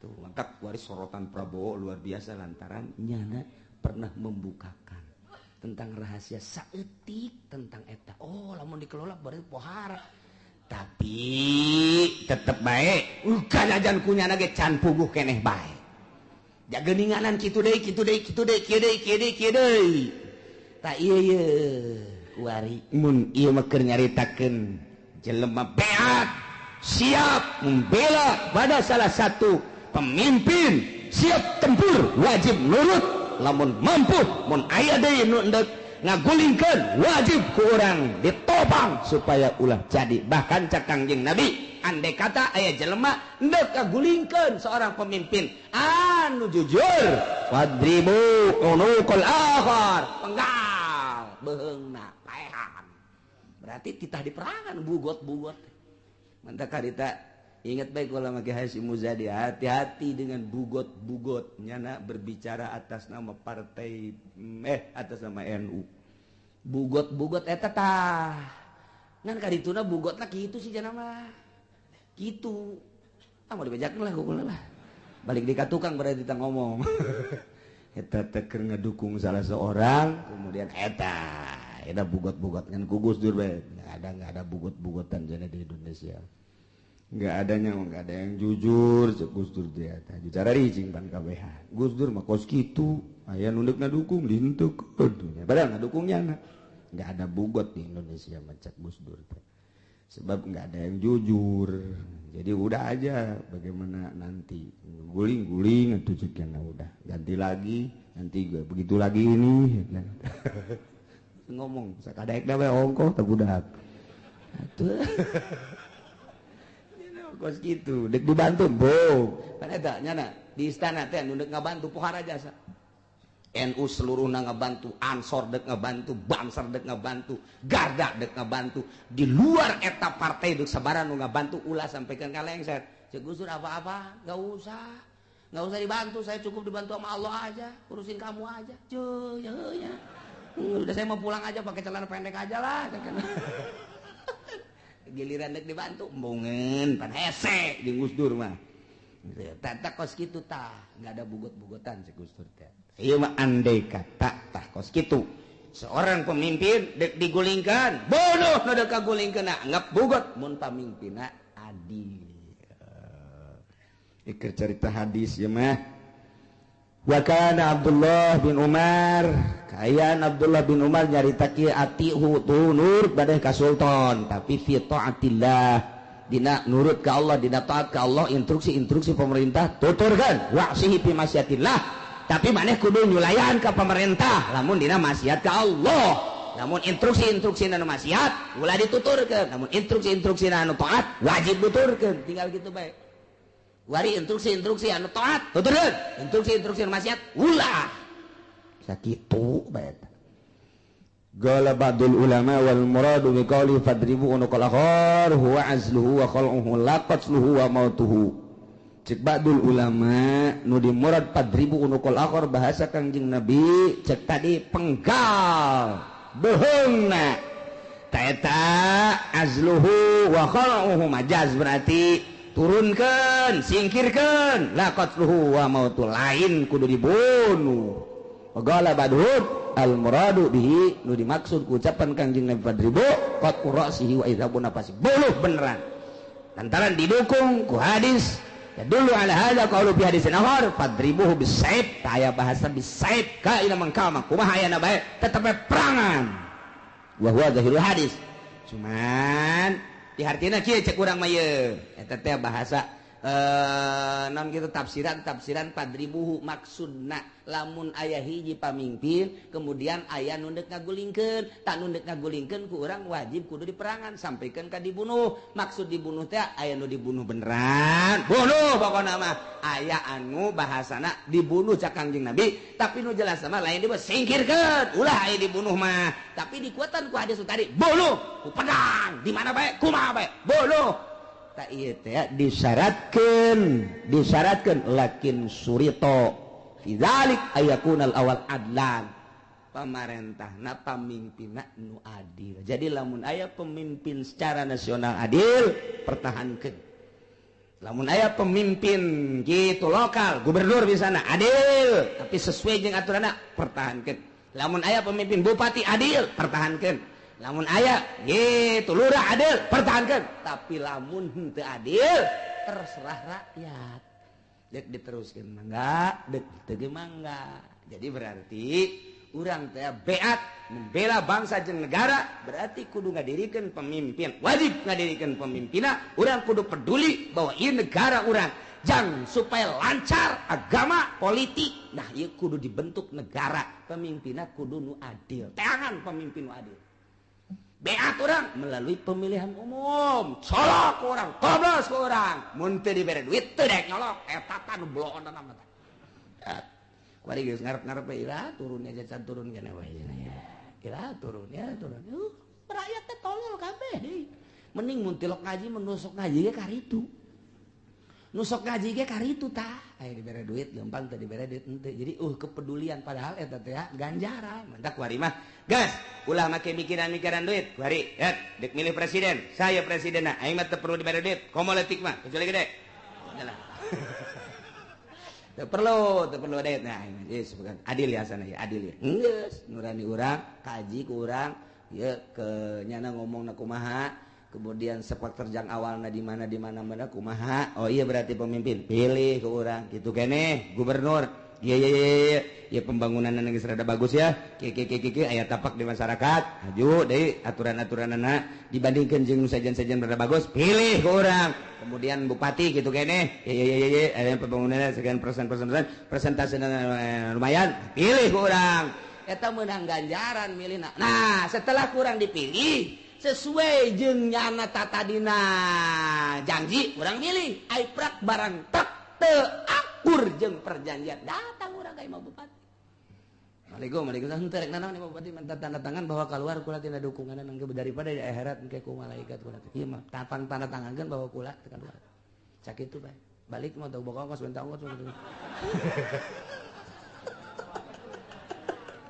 cak bupati sial dah budak kitu eta kos kitu. Nah ieu ngaluar dukungan kanu teu adil kudu jelas sabab kumaha baheula urang beat mah jelas atuh urang kaluar lagi kudu jelas. Lamun adil teruskeun urang di alam ku Gusti Allah Subhanahu wa taala. Nah ieulah kurang terus-terusan mual eureun-eureun pilkada, pilgub, pilkades, pilpres, ke balik deui pilkada, pilgub, pil balik deui kitu bae, pil-pilan bae mah teu eureun-eureun. Ya, kayak tak kudu boga aturan orang teh. Pilih sesuai nurani demi bangsa jeung negara. Negara aing ieu teh nu kudu dipertahankeun cek agama. Paeh ge sorga ieu, agama aing ieu teh pertahankeun. Kudu nyieun pamimpin, tapi awas nu jujur jeung nu adil. Munazarah antara Kangjeng Nabi jeung para kufar-kufar Quraisy. Adu dalil, adu argumentasi. Kekuatan ilmu ternyata kufar-kufar Quraisy teu menge ngalawan Kangjeng Nabi Muhammad sallallahu alaihi wasallam. Di awal dicuk-curuk ku Kangjeng Nabi, disusul ku Kangjeng Nabi, tetep jawabanana teu etis. Susul deui ku Kangjeng Nabi, jawabanana teu otentik. Susul deui ku Kangjeng Nabi, tetep nyana geus teu bisa kukumah. Bahkan ditangtangan ku Kangjeng Nabi, tetep nyana teu bisa ojah. Di akhir nurunkeun Al-Qur'an supaya diaku wahyu Allah, abeh nyana di akhirat teu bisa ngadalil di hareupeun Gusti Allah Subhanahu wa ta'ala. Abeh teu bisa ngomong lantaran diturunkeun Al-Qur'an. Besinya ngomong di hareupeun Allah. Ja Taurat mah lain bahasa kami, lain bahasa Arab. Injil lain bahasa kami, lain bahasa Arab. Diturunkeun Al-Qur'an. Anzalnahu Qur'anan Arabiyya. Hayo, deuk kumaha? Geus teu bisa kukumaha. Haju kumaha eta kufar Quraisy iman? Tetep teu daek iman. Masya Allah. Amprok jeung Kangjeng Nabi, nyaho kaistimewaan Kangjeng Nabi, nyaho keamanahan Kangjeng Nabi, nyaho kepercayaan Kangjeng Nabi teh, nyaho Kangjeng Nabi teh diutus ku Gusti Allah, nyaho diberi wahyu ku Gusti Allah. Bergaul sapopoe tapi dasar teu iman mah teu iman bae. Mahal hidayah. Urang mah wauh teu ka Kangjeng Nabi, nyaho teu ka Kangjeng Nabi. Hanya lingkungan anu ngadidik urang jeung ngadenge ti kiai-kiai anu ceramah, ngaji pengajian jorojoy urang mah iman kabelah dieuna beuki kuat. Ieulah murahna Gusti Allah Subhanahu wa taala. Nu bareng jeung Kangjeng Nabi mah leuleung ngadenge kana wahyu teh iman, tapi urang mah 1400 tahun tetap iman ka Kangjeng Nabi. Iyalah anugerah ti Gusti Allah Subhanahu wa taala. Nu mantak atulah kuari mah urang hirup di negara anu kos kieu meujeuhna bae, baheula mah baheula. Boom sakitu ambalayahna babarengan jeung Kangjeng Nabi jeung sahabat dan lain tetep bae teu iman. Urang mah kuari paling di sisi imah anu ngadokotok wajar sama kos kitu mah. Mari ge aya nu main gapleh 2 kali wajar. Paling ge di dieu teh aya anu zina kurang ajar tama. Ieu. Tetep urang hayang rapi, urang hayang salamet, anak pamajikan urang hayang salamet, tatangga urang hayang salamet, babaturan urang hayang salamet. Ngementek teureun-teureun wali-wali Allah mah ngadua lain jang sorangan. Gusti salametkeun pamajikan, salametkeun anak incu, salametkeun Gusti dulur-dulur, salametkeun tatangga-tatangga Gusti. Eta mah nyana keur judi, jagala mabok, jagala non tamaku nafsuda Gusti. Bere nyana hidayah Gusti salametkeun tang ngadoa teh, ngadoa lain jang sorangan. Urang pan lain kitu Gusti abdi salametkeun adapun eta mah babaturan jongklokeun haba. oh cak Gusti teh sia eta hamba aing Gusti dikitu-kitu atuh siapa cak Gusti teh ya kulo haju pemilu ka batur tah nu aing cak Allah tuh urang mah teh etis kan mentak mun eueuh para wali Allah di Jakarta wallahu a'lam mun eueuh wali Allah di Bandung mun eueuh wali Allah di Banten wallahu a'lam untung bae masih kene aya nu sok udang peuting udang ki SD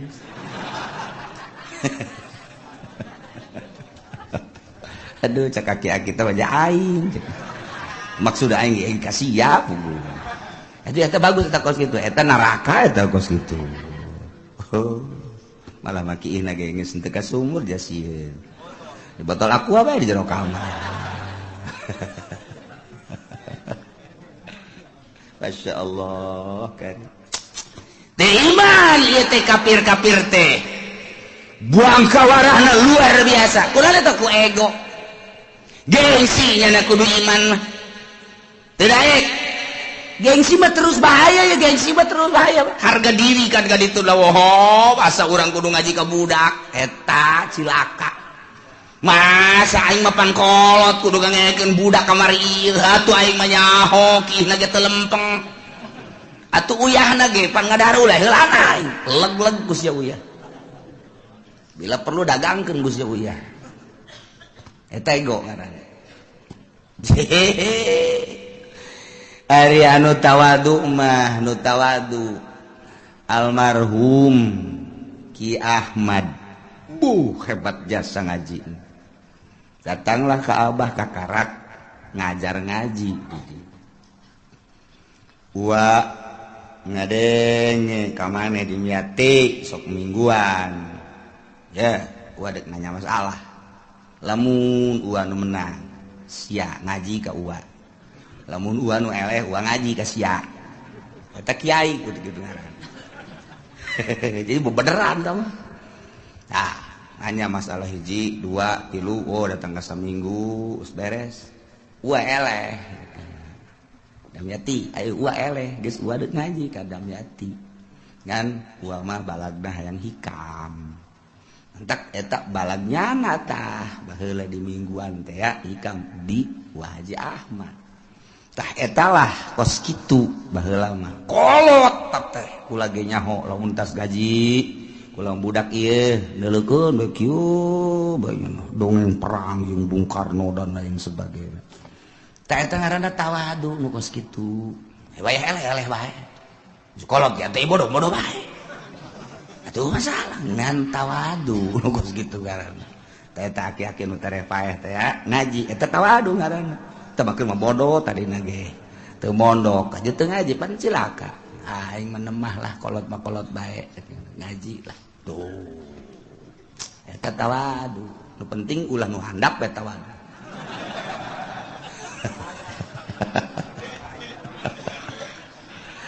aduh tah deui jalan ye ku partea lantaran adu kekuatan argumentasi jeung Kangjeng Nabi terus akhirna nyana berharap ceknya nate aing mah kajen kumaha ge jam moal kudu iman ka sia Muhammad sebab sia mah budak kamari gagah aya di aing beunghar aya di aing pinter aya di aing nya ge sia ka sia hebat tapi kan budak tur yatim teu hayang aing mah kajen modar aing mah moal kudu iman ka sia masyaallah kan pohara atau aing mah daripada iman ka sia aing mah mendingan kakenaan ku siksa lah endek aya seuneu-seuneu tamah tinu maha kawasa cenah gempa-gempa cenah banjir pokona mah aing mah mendingan kena kos kitu daripada iman ka sia weh teh si pohara-pohara teh atawa sebagian dari ayat-ayat Allah anu ngajadikeun kana ciri kiamat daekan eta ieu daripada iman ka sia pohara kupar Quraisy mungkin da iman ka Kangjeng Nabi hayang kudu iman ka sia budak kamari tah eta teh loba ku hari nu ka dieu terus nyurup ka jawara-jawara nyurup kasurupan Abu Jahal loba kudu ngaji ka nyana heulan sapira nyana nyaho kiih naik kaki iki dibahas giliran we aya tatanggana geulis dikawin ku nyana pada tanya hoki nanya nyaho sih kieu nyaho teu make calanana nyaho babarengan jeung aing baheula kieu na ge wer nyana neuleuk anu aing neuleuk ka sia aja kuari bogo pan digawin atuh atuh pan sia nyaho leutik na tuh aing kanu kitu mah ulah bomong kitu ieu giliran beta ka budak pinter ieu tas masantren ieu dah nggak didenge budak kamari tak kasurupan Abu Jahal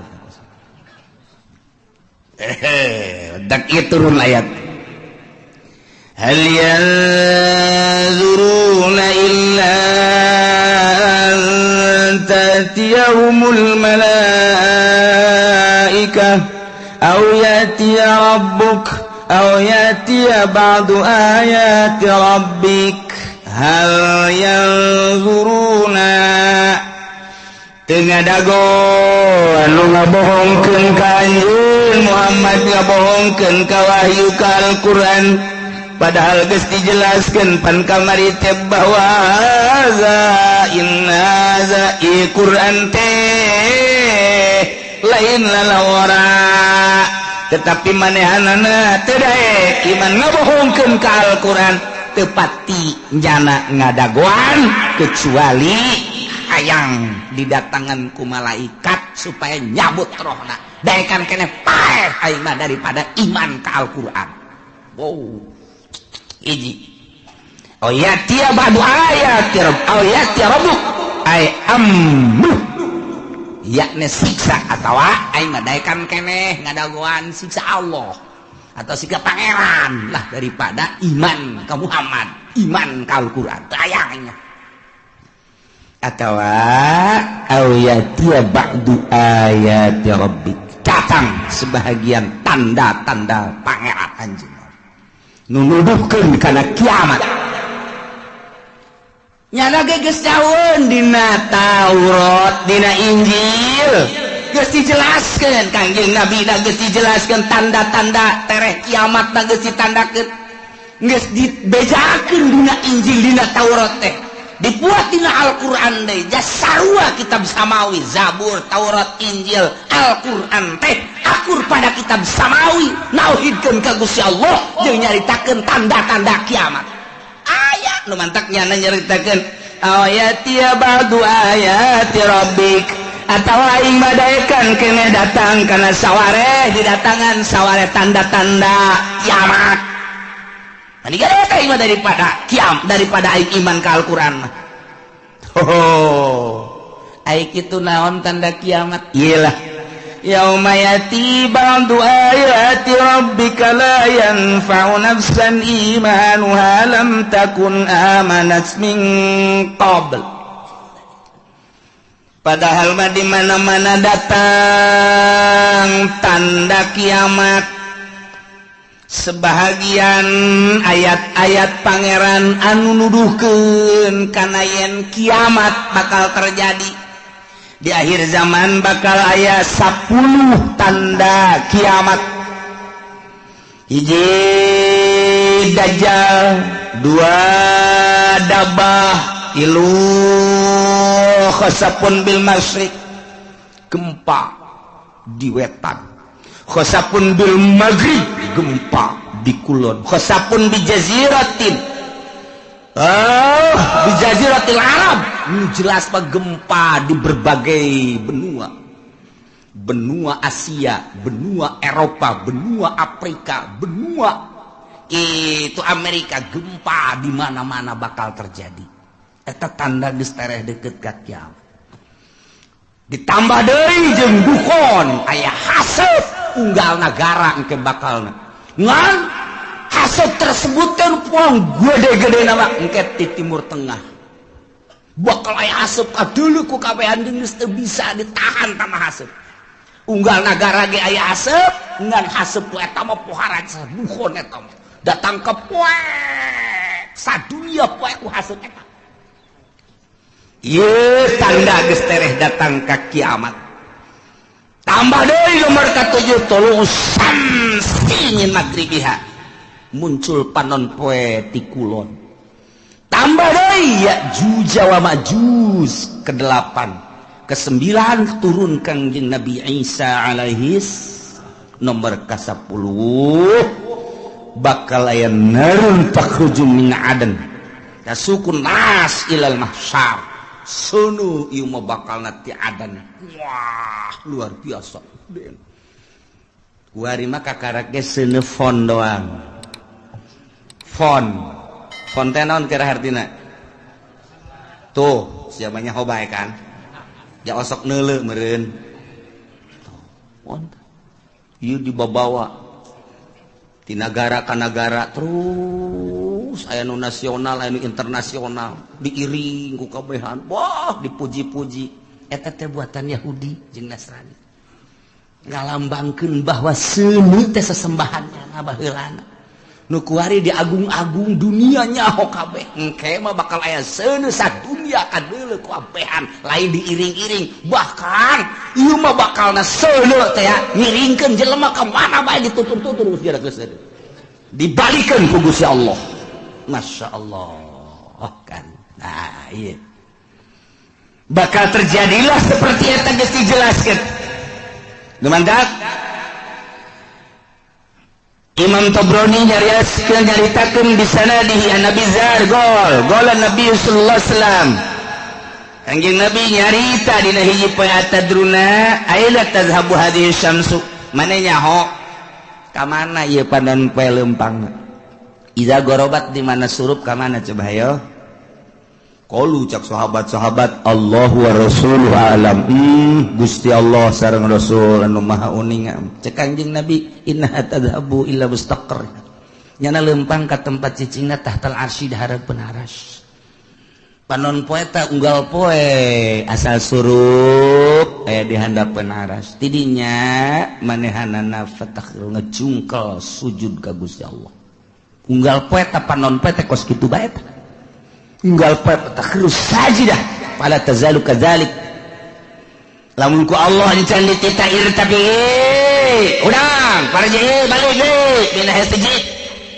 eta manehna sujud bae bersyukur ka Gusti Allah cak Allah kudang panon balik deui kawetan sakumaha biasa unggal poe asal datang ka handapeun aras sujud cak Allah kudang aya geura balik deui kitu beta Masya Allah teu eureun datang ka kuari masih keneh kitu bae bakal terjadilah engke eta panon poe teh ku Gusti Allah lain titah kana tempat biasana fa idza aradallahu ayutli'aha min magribiha abisaha ketika Allah nitah ka panon poe titah muncul di kulon diantepkeun heula panon poe teh henteu titah hudang ku Gusti Allah teh diantep bae datang ka kebel panon poe kok teu titah tanggah-tanggah ai kok teu dititah hudang ai cek Gusti Allah kok diantep kieu datang ka nanya panon poe teh ka Gusti Allah ya Rabbi heh pangeran abdi inna masiri ba'id lalakon abdi teh jauh ieu kok diantep kieu kumaha cek Gusti Allah itla'i min haitsu gorobat kuari mah maneh muncul di tempat nu maneh surup muncullah ti kulon kakarak jelema kaget kabeh woi ja bener horeng nu dicarita-caritakeun ku kiai-kiai teh bahwa panon poe teh muncul ti kulon woi bener kuari tu deuleu kaget kabehan eta memehna teh poek tilu peuting memeh muncul di kulon panon poe disekep ku Gusti Allah ditahan tilu peuting kanyahoanana ku ahli tahajud nu tahajud Allahu Akbar nu biasa 10 rakaat jam sekian tambah deui ke diakhiri ku witir nya namun maca Quran maca sholawat biasana jam 3:30 terus subuh ramang yang ramang ieu mah jemaat terus bae tapi begitu mata salat subuh poek keneh bae poek keneh ku poek bae terus jam menunjukkan jam 12 terus poe keneh bae ahli tahajud geus carang hari tangan aya keneh cek ahli tahajud ieu mah aing kudu ulah eureun-eureun terus ibadah ka Gusti Allah lantaran ieu mah poek lain sambangan salat dengan Allahu akbar Allahu akbar Allahu akbar geus dua poe dua penting yakin ieu muncul panon poe di kulon Allahu akbar terus bae nama salat Allahu akbar teu bisa ditanya ku sieun-sieunna bener bae ka 3 poe kakarak teret di kulon nya ngadoa fakbidni ya Allah abdi mah paehan bae Gusti ret dipaehan ahli Allah mah kabeh geus tah mah disimpen ku Gusti Allah nah ieu salah sahiji tanda kiamat adalah muncul panon poe di kulon Allah karim anu sebenarna mah lamun diruntuikeun mah mimiti dajjal heula kuari diunggal negara ribut moal eureun-eureun Irak terus-terusan Yaman bakal Iran kitu keneh jadi ancaman Yahudi kemudian atuh kitu Suriah geus teu eureun-eureun Turki kitu keneh di urang ge kuari bintik-bintik geus aya lain lalagaan lantaran ieu henteu berkesinambungan rakyat jeung pejabat sebab geus nyahoan bahwa negara urang dikendalikeun ku Amerika rakyat anu paham mah ieu teh naonan kieu ialah berbagai organisasi baik organisasi Islam maupun organisasi non-Muslim dan lain sebagainya untuk membenahi negara tapi tetap bae negara teh lain embungeun dikendalikeun ku Yahudi kan bintik-bintik peperangan kajian kumaha ge jelema anu geus mantep dina Islamna dianggap teroris diperangan bakal kajian kumaha ge pokoknya jala biang terorisna terus teureun organisasi Muhammadiyah jeung NU teu nyaman teu harmonis tambah deui ku HTI teu nyaman teu harmonis tambah deui ku Hurud teu nyaman teu harmonis tambah deui ku EPI teu nyaman teu harmonis padahal mah ngomongna mah kabeh demi kemaslahatan umat matak naon atuh nyana duduk bersama benerkeun ta pamarentah tapi kan teu bisa lantaran dikendalikeun ku Emrik mah bisa geus kajian kumaha ge ieu mah geus lalakon kos kieu baja kuari ge presidenna teh geus nyaho aya teh dipilih ku ari teh pemilihan geus aya si eta kok bisa kos kitu bae pengendalian mah nah engke kan mulai tah riweuh organisasi jeung organisasi tos mulai ayeuna ka parlemen terus iya ribut lah pasti bae ribut engke nyabelah rakyat jeung pemerintah sebab pemerintah dikendalikan ku Yahudi tidak berdiri sendiri rakyat embung dikendalikan ku Yahudi atau ku Amerika timbullah engke bakal tentara bagi dua polisi bagi dua ribut pasti di negara Irak model kos kitu Iran model kos kitu Suriah model kos kitu nu kuari eukeur bae Mesir Suriah seperti gitulah ieu wayang Amerikana teh disetujuan ieu teh ku rakyat teh hayang nyieun sorangan nu mandiri kemudian geus aya di dieu boga lalakon ieu Amerika nyieun jelema ribut lah rakyat bagi dua polisi bagi dua abri bagi dua Mesir model kos kitu Suriah model kos kitu ieu ku ari pemilihan di Irak teh lantaran ieu teh buatan Amerika rakyat embung bom sing jelebur Suriah gitu kene iya kami mah hayang iya isulah ke orang kieulah sementara isu nu datang ke orang informasinya geus teu murni sulit lantaran Gus Dur geus eueuh nu sok mere informasi murni kuari dikendalikeun ku batur hanya 25% nu datang ka urang informasi teu bager hese nyarita urang ribut nyahona urang mah silih tembak di Suriah silih tembak di Irak engke bakal ke Indonesia seperti itu moal henteu ieu mah bakal jasa buakal jasa matak nu kolot mah geus bae eta mah untung jasa untung kunaon cenah kiai moal perang nya kaburu paeh teh heula untung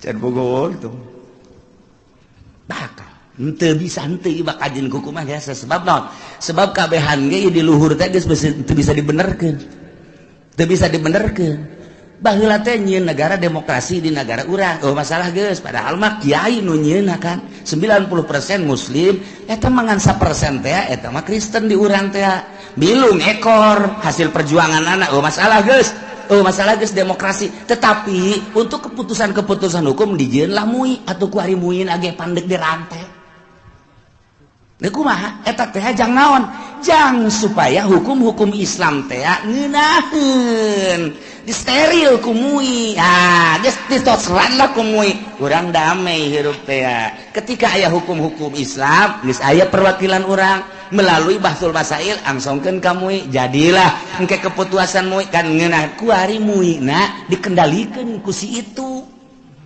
ya kumaha mantap geus pi perangan teh lain di Suriah, lain di Mesir, lain di Irak, lain di Iran, lain di Yaman, lain di Turki, lain di kitu berbagai negara-negara Islam nu keur diobok-obok di Indonesia kitu keneh. Atuh engke lamun geus kabeh mah atuh kabeh ka Eropa, ka Amerika, ka Australia perang. Bakal teh moal turun dajjal lamun teu peperangan. Moal. Cirina haram sekitarna di lebaran Madinah di lebaran eta teh nyana nyaho atawa henteu ka peruntukanana nu jelas engke bakal jadi untuk penampungan manusia di berbagai negara ribut lah geus kacau di unggal negara Irak teu eureun-eureun Iran teu eureun-eureun Suriah Mesir kabeh woi Al-Azhar tinggal Al-Azharna Indonesia dan lain sebagainya hayang nyalametkeun diri kamarkah kaditu didesak pemerintah Arab engke supaya membuka lebar-lebar bagi urban di berbagai negara sebab geus kacau lah luar biasa hese geus teu bisa diredakeun abri bagi dua polisi bagi dua berbagai kekuatan bagi dua aduh hantem rakyat nu milu jeung ieu nu milu jeung ieu ribut hayang salamet agama ka Mekah mah diamankeun jeung Madinah sementara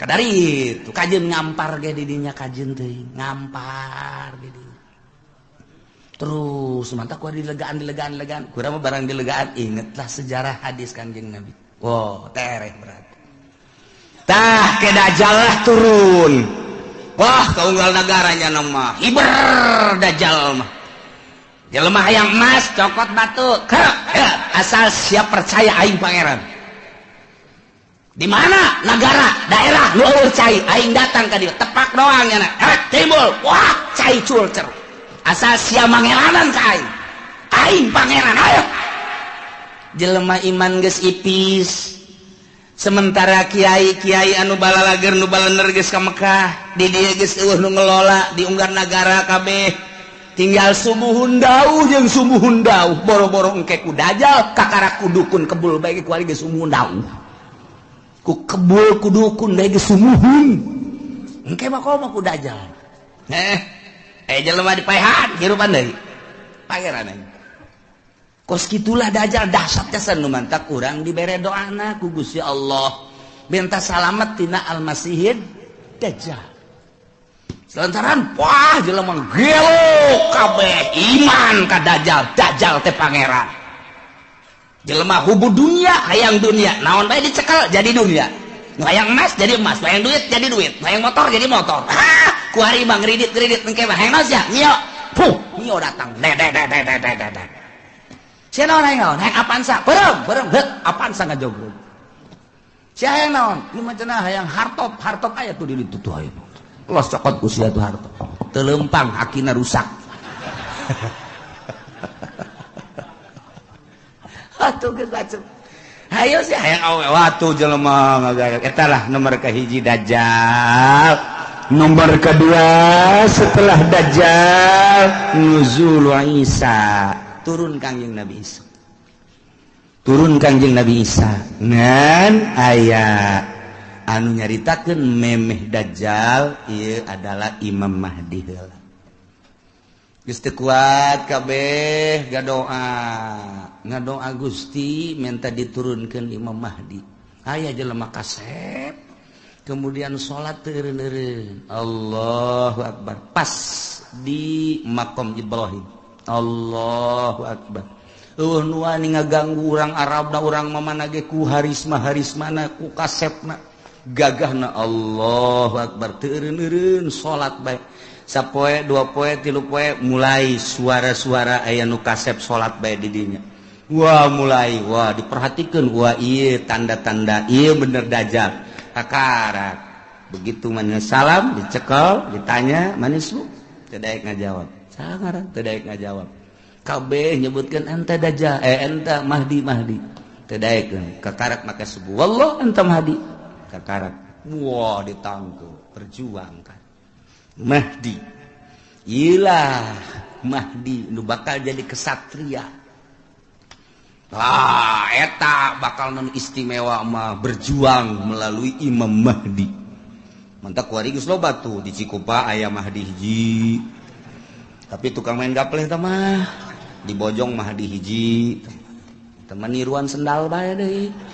Si Mahdi macam-macam Mahdi. Terus dajjal, eleh ku dajjal maka segeralah nuzulu Isa turun kangjeng Nabi Isa alaihis salam. Dibantulah kangjeng Nabi Isa kusaha ku ashabul kahfi nu ayeuna di Yordania. Nu kamari kuring sadayana zarah ka ditu. Gila ashabul kahfi. Wah, buuk ngarundai ka handap. Lantaran besar bara 1000 tahun lah tuh di zaman Raja Dikianus datang ka ayeuna. Kuku para ranjangnya halis muna panjang nuantak besi ayah di mana bae lubukna panjang. Wah iya ashabul kahfi kajian kuku mah si hade ulah di baturan si hade juri gi mah ieu turun di Gunung Karang masalah ini. Wah gararaga muksal bina tamlikho zunwanus martunus saribunus palyastatiunus ngirta ieu tentara-tentara Allah anu bakal bareng jeung kangjeng Nabi Isa alaihis dajjal diudang ku kangjeng Nabi Isa. Umpat ka mana? Diudang terus. Eleh lah ku kangjeng Nabi Isa. Kangjeng Nabi Isa dakwah dirinya. Masya Allah istimewa jasa. Terus kangjeng Nabi Isa dakwah. Saha nu nyaritakeun bahwa kula pangeran batil. Bohong, goblok cak kangjeng Nabi Isa. Kula mah sakadar utusan Allah. Mata kurang lamun nyaritakeun kos kitu teh jelas kunaon ku ari pangeranan. Mantak pada tahun 300 sekian musyawarah konsili disebutna mun baheula konsili mun di urang mah muktamar para penggede. Begitu muktamar ngajelaskeun ieu teh untuk memutuskan apa Isa itu adalah Tuhan. Jadi dituhankeunana teh ku uskup-uskup eta teh hasil konsili. Jadi berarti hasil musyawarah. Jadi nganunghankeun pangeran ngamangerankeun ka kangjeng Nabi Isa teh adalah pada tahun 360 sekian ta eta teh meunang hasil muktamar. Jadi masyarakat supaya nyaho bahwa pangeran teh Isa hasil muktamar disebutna konsili keblon. Aya pangeran urang usah urang pangerankeun ju. Ayo geus urang pangeran mantap aya sababaraha muktamar anu hadir di dinya henteu milu ngamangerankeun ka Isa dibunuh pan. Dibunuh hari itu tetap Isa pangeran. Jadilah datang ka kuari Tritunggal. Engke kangjeng Nabi Isa marah. Saha nu ngajadikeun aing pangeran? Aing mah rasul. Anu kuari ngajalankeun syariat Muhammad. Aku nya da jeung kangjeng Nabi urang. Wah, malah kawin kangjeng Nabi Isa pan baheula teu kawin, da ieu kuari mah kawin ke bakalna turun ka dunia, nyana dakwah terus. Jelema istimewa kabeh iman nyana kawin ngan teu lila kangjeng Nabi Isa diangkat deh maot kangjeng Nabi Isa mulai kacau deui ya ngan nu baragus geus mulai ku Gusti Allah langsung aya angin seger asal ngambe angin eta pae asal ngambe angin eta maot nu ibadah ka Allah maut ya Allah ya Rabbi tinggal Cameron bakukul geus luar biasa bakukul deui belah tidinya turunlah Ya'juj wa Ma'juj urang lamun nyarita dina Al-Qur'an aya Ya'juj wa Ma'juj anu dibendung ku kitu Zulkarnain urang mun maca surat Kahfi aya diharap bakal dongeng Ya'juj wa Ma'juj nu kangjeng Nabi waktu Kanjeng Nabi tas Isra ningali bendungan imam kitu raja tersebut ieu geus sagede kieu tah. Sedengkeun ieu deuk kaluar tah, deuk kaluar geus sagede kieu cak Kanjeng Nabi. Engke bakal gede di akhir zaman bakal kalaluar. Di badak kalaluar Ya'juj wa Ma'juj terus bae ngadaharan naon aya bae. Manusia di dahar, hewan di dahar, segala rupa di dahar. Wah, Ya'juj wa Ma'juj mah. Ieu mah tangkal kayu sok pala di daharan bae. Ieu datang anu pohara geus mantak baheula ku Zulkarnain di bendung ge raja sadunya Raja Zulkarnain dikuatin Al-Qur'anul Karim. Ngan eta bendungan Raja Zulkarnain teh ya nu kuari di laut manana ieu ditelusuri ke berbagai ilmuwan dunia.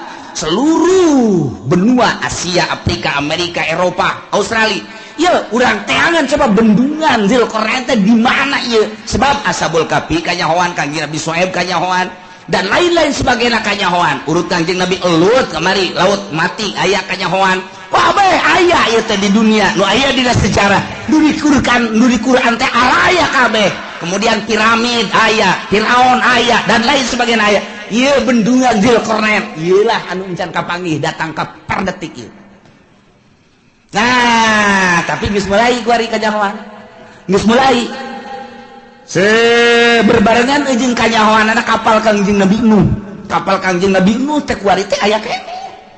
Kapalna aya kene kapalna. Geus sindeuk urang kada itu hayu. Di mana cenah Kiai?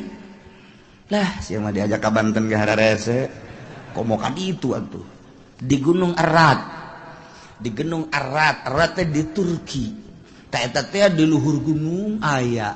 Setiap jelema nu kadenya teu kuat paeh. Jalan luhur melalui udara tetep bae teu kuat. Didinya geus digambar saat koreng didinya aya peninggalan kapal Kanjeng Nabi Nuh alaihi salam. Judi teh judi. Nah, geus kapanggih eta. Tinggal ieu ye bendungan Zulkarnain nu diditunan di bendung ieu Ya'juj wa Ma'juj. Di mana ieu? Bahkan ilmuwan alkohol Amerika pernah asup ka hiji daerah nyada ge kaget kok hewanna kos karari ceulikna lain irungna lain bahasana lain tak eta teh nyada kaget di dinya aya hewan seperti kieu yeuh teu kajawan nyala ge di mana tapi ketika jana perem ngadengela suara azan Allahu akbar Allahu perem trek aya di daerahna deui berarti eta dibukakeun hijab mata asup Islam eta jelema eta asup Islam. Loba jasa di Amerika anu menemukan di Inggris, di Belanda kemudian asup Islam. Loba, ieu mah keur carita hayang mengetahui tentang bendungan Zulkarnain. Geus kapanggih aya sababaraha menemukan buah ieu cuman buah doang. Ketika aya seseorang anu menemukan hewan seperti itu apa ieu Ya'juj wa Ma'juj teh. Maka manehanna ngadenge suara azan. Kemudian bentak geus lain di dinya deui. Tah eta teh negara-negara kos kitu teh loba urang ge. Kuari ge urang mun ka Banten aya nu aju ka dulu istana kerajaan. Eta berarti diajak ka negara itu. Kamari aya deui nu liwat ka dinya bae. Oh, aya kerajaan di daerah dia diketos bae kerajaan ketos. Raja jurig newo-newo meureun tah. Jawab. Ieu da ieu urang kan kuari. Ieu teh kuari urang teh aya 3 dimensi urang cicing di dieu. Urang dimensi zahir kuari zahir kadeuleu ieu lamun urang dibukakeun hijab trek dimensi alam jin lamun waliullah dimensi alam hakikat bakal kanyawan hakikat jadi ieu teh sababaraha dimensi urang mah lantaran urang mah sapira urang atuh nu kadeuleu ieu deui kapanggih ieu deui mun mingguan ka dieu jeung tukang uduk deui eta dimensi urang mah da ieu ke baca bakalna Ya'juj wa Ma'juj. Nah, idinya kakarak summa khurujud dabbah. Jadi eta bakal Ya'juj wa Ma'juj engke ku Gusti Allah dihujanan blek hujan. Banjir pararaeh lah Ya'juj wa Ma'juj. Tinggal manusia-manusia anu nyilib araraeh loba keneh di dunia teh. Dabah teh ya hewan eta nya nama leutikan ti himar hampir sarua jeung himar begal ceulina rancung biasangan nya nama mau patlot mau pulpen leungeunna nulisan jelema tarang ditulisan mukmin kafir.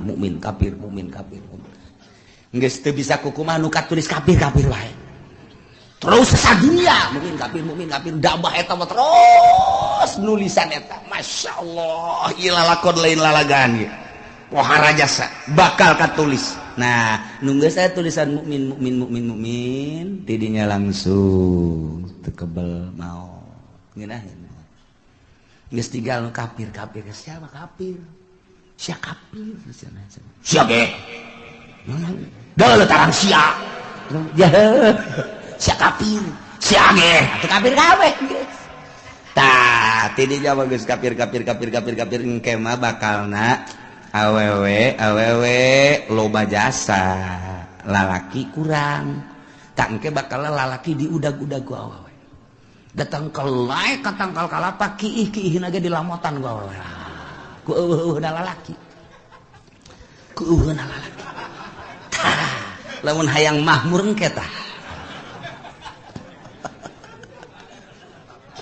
aduh haju deui zina teh ku hari makan masih kena di kamar masih kena di kontrakan eta anu kelas di hadap nu belah ditu da mah di hotel di tempat-tempat anu geus puguh lokasi-lokasina engke mah di sisi jalan kos kotok ieu hayang itu dibuka sleting beres geus eta geus hayang beres percis kos kotok bae geus beres geus ngan digabungkeun ku Gusti Allah gabung geus moal aya nu anakan moal aya nu anakan geus dibere gabung bae lantaran dikiamatkeun kan moal aya budak leutik nah aya hiji dua saeutik hiji dua paling meureun sadasa hiji nu reuneuh teh geus hese ngandur gabung bae geus teu araranakan ngomongna jelema ku geus lemah-lemahna iman ketika aya nu zina ieu jelema jana zina di dinya ngan ngomong kieu dong atuh hayang mulai di dinya belah ditu kayak ngan ngomong kitu doang geus teu daya teu upaya geus sebab zina kabehan ngan ngomong da teh kitu hayang belah di dinya atuh ceukna belah ditu ke naon ih kita lalikan aing mah geus beres ngomong kitu ditawaran daekeun pan blon eta iyalah bakal terjadi seperti itu Masya Allah kakarak summa tulu usyamsi min magribiha kakarak muncul panon poe di kulon jadi muncul panon poe di kulon setelah Mahdi setelah Dajjal setelah Dabah setelah Yajuj wa Majuj kakarak muncul panon poe nu mantak cek Kanjeng Nabi la taqumus saah moal waka terjadi kiamat hatta tatlu asyamsu min magribiha sehingga muncullah panon poe di kulon tah ieu teh ditangtangan ku kafir teh urang Quraisy nyaon dina Taurat dina Injil geus dijelaskeun nu mantak nyana lah aing mah daripada iman ka Quran jeung ka Muhammad maningan ge hiji lain cabut nyawa aing nomor kedua maning disiksa ku Gusti Allah nomor katilu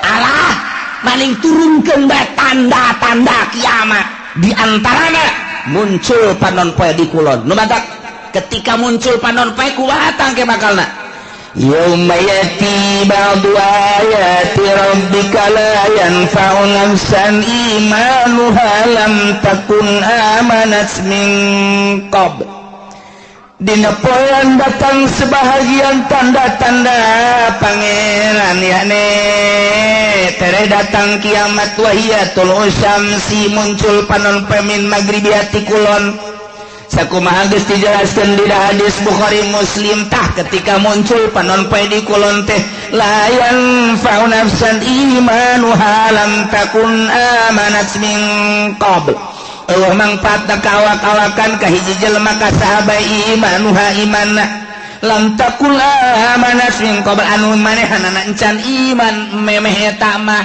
geus begitu muncul panon poe di kulon nyana can iman haju nyana nyao ieu teh tanda kiamat berarti bener kiamat teh nyana iman geus tutup pintu sigotaka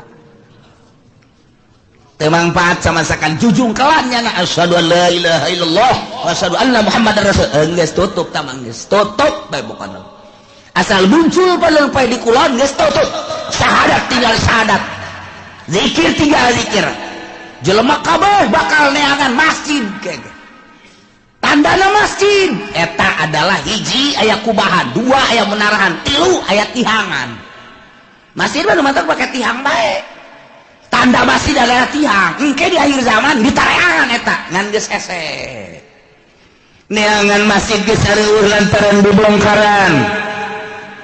Model di urang ge kuari keur dibangun masjid di berbagai negara, di berbagai daerah, di berbagai sudut dibangun lantaran masih keneh nyaman jeung aman, nu ibadah loba keneh. Di akhir coba engke, namun terus dikendalikan ku Amerika. Nu jadi gubernur Jakarta kuari Ahok. Lamun aya Jokowi naik Ahok kafir. Tidak menutup kemungkinan engke Serang bupatina kafir, Pandeglang bupatina kafir. Lamun di Jakarta Ahok engke diserang si Cenglu, oh di Pandeglang si Tegwan, ayo si Tangerang si siang-siang melingseng. Geus udah beres kabeh. Ayo sia mangkaning ge bae tuh.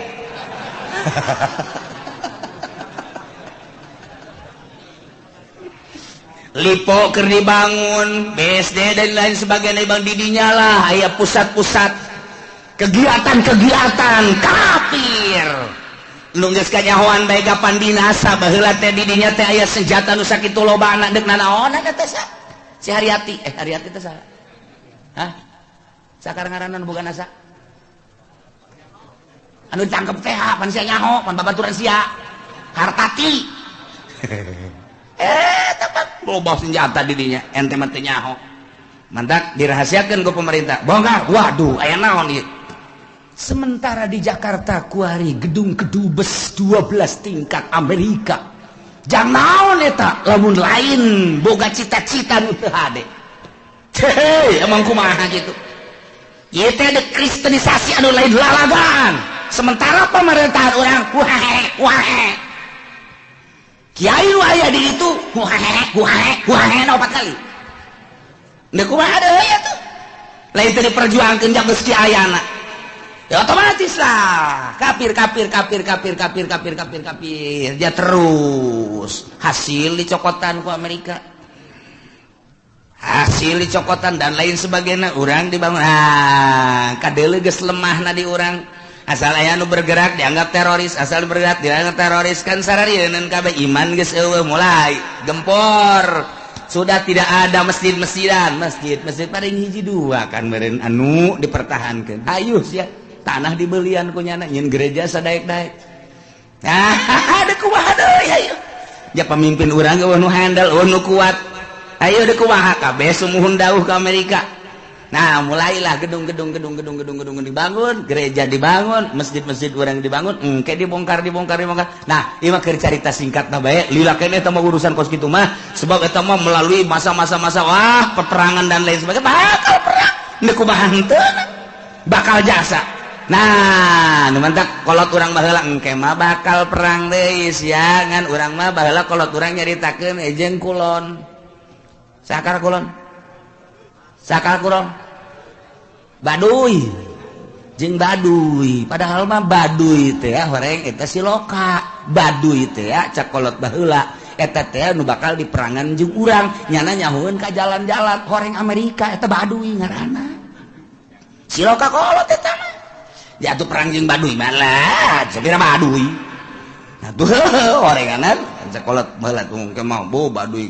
Terus kalau nggak lembur nulian jalan orang dongeng munjing kolot kos gitu engke bakal orang diperangan. Waduh Baduy usahawan horeng Amerika ku ari teh geus boga satelitnya na urang leumpang ka mana we ngising ka mana we geus kanyahoan satelit Amerika teh geus kieu bae nang haye sia jepeni deuk ka mana lompat sia haye ditembak sia ku aing ngan cak Amerika moal ditembak paeh ti heula ge satelit geus kieu bae hayo coba.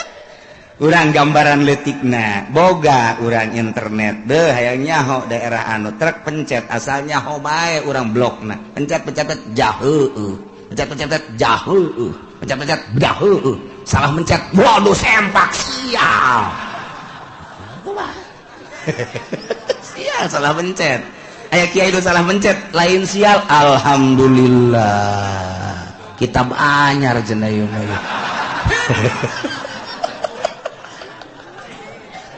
waduh Masya Allah aya dinya merekna Kiai Haji Google waduh bener Masya Allah di akhir jawan geus rek kumaha coba ya lalakonna.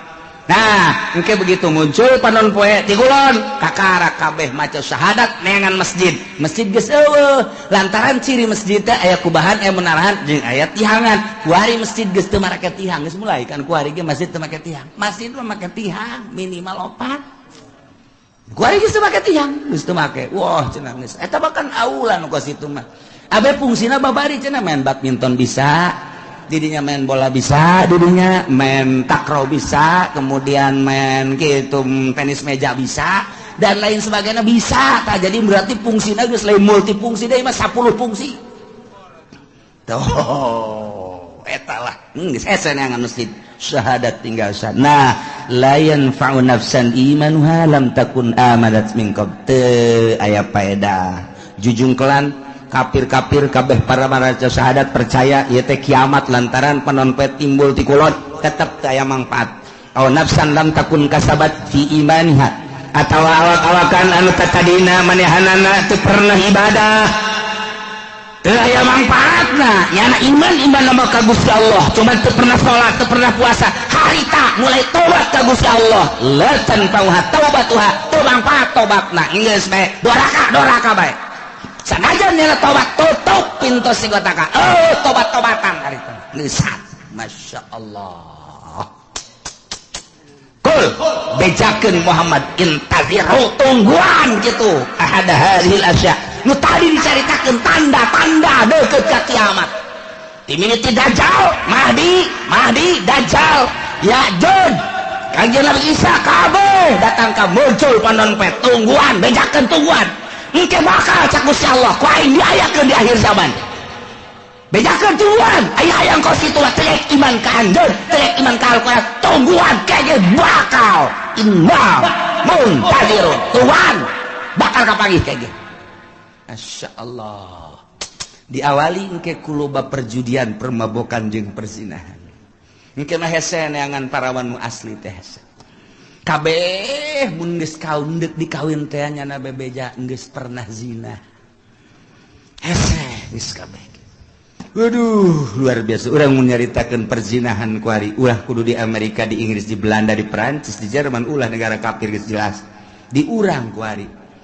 Siswa sekolah Bandung, Surabaya, hese nyaritakeunana. Dikontrakan, jauh ti indung bapak, cacak-cacak aya di hareupeun indung bapakna. Nu ditalingakeun si hadesya reuneuh bae. Komo jauh ti indung bapana. Iman kurang. Duit kurang deui. Jang malayarkeun kontrakan. Atuh pan nangkarak. Nah, kumaha deui? Kenapa pan nangkarak? Atuh ieu saya yang penting ada yang bayarin kontrakan sakena teh. Enggak bagus gitu. Kececes beres-beres. Eta ya kececesan segala. Masya Allah. Nah iyalah caritaan kupar Quraisy nunang tangan ka Kangjeng Nabi teu percaya ka Kangjeng Nabi jeung ka Al-Qur'an endahan manehanana nang tangan hayang paeh lah hayang datang siksa lah hayang tanda-tanda kiamat cak Gusti Allah geus bedakeun Muhammad ka manehanana tungguan ke bakal datang urang kuari geus ditungtung kuari mun ditingali sejarah target akhir zaman geus dararekeut jasa sebab tanda-tanda deukeut ka kiamatna geus aya.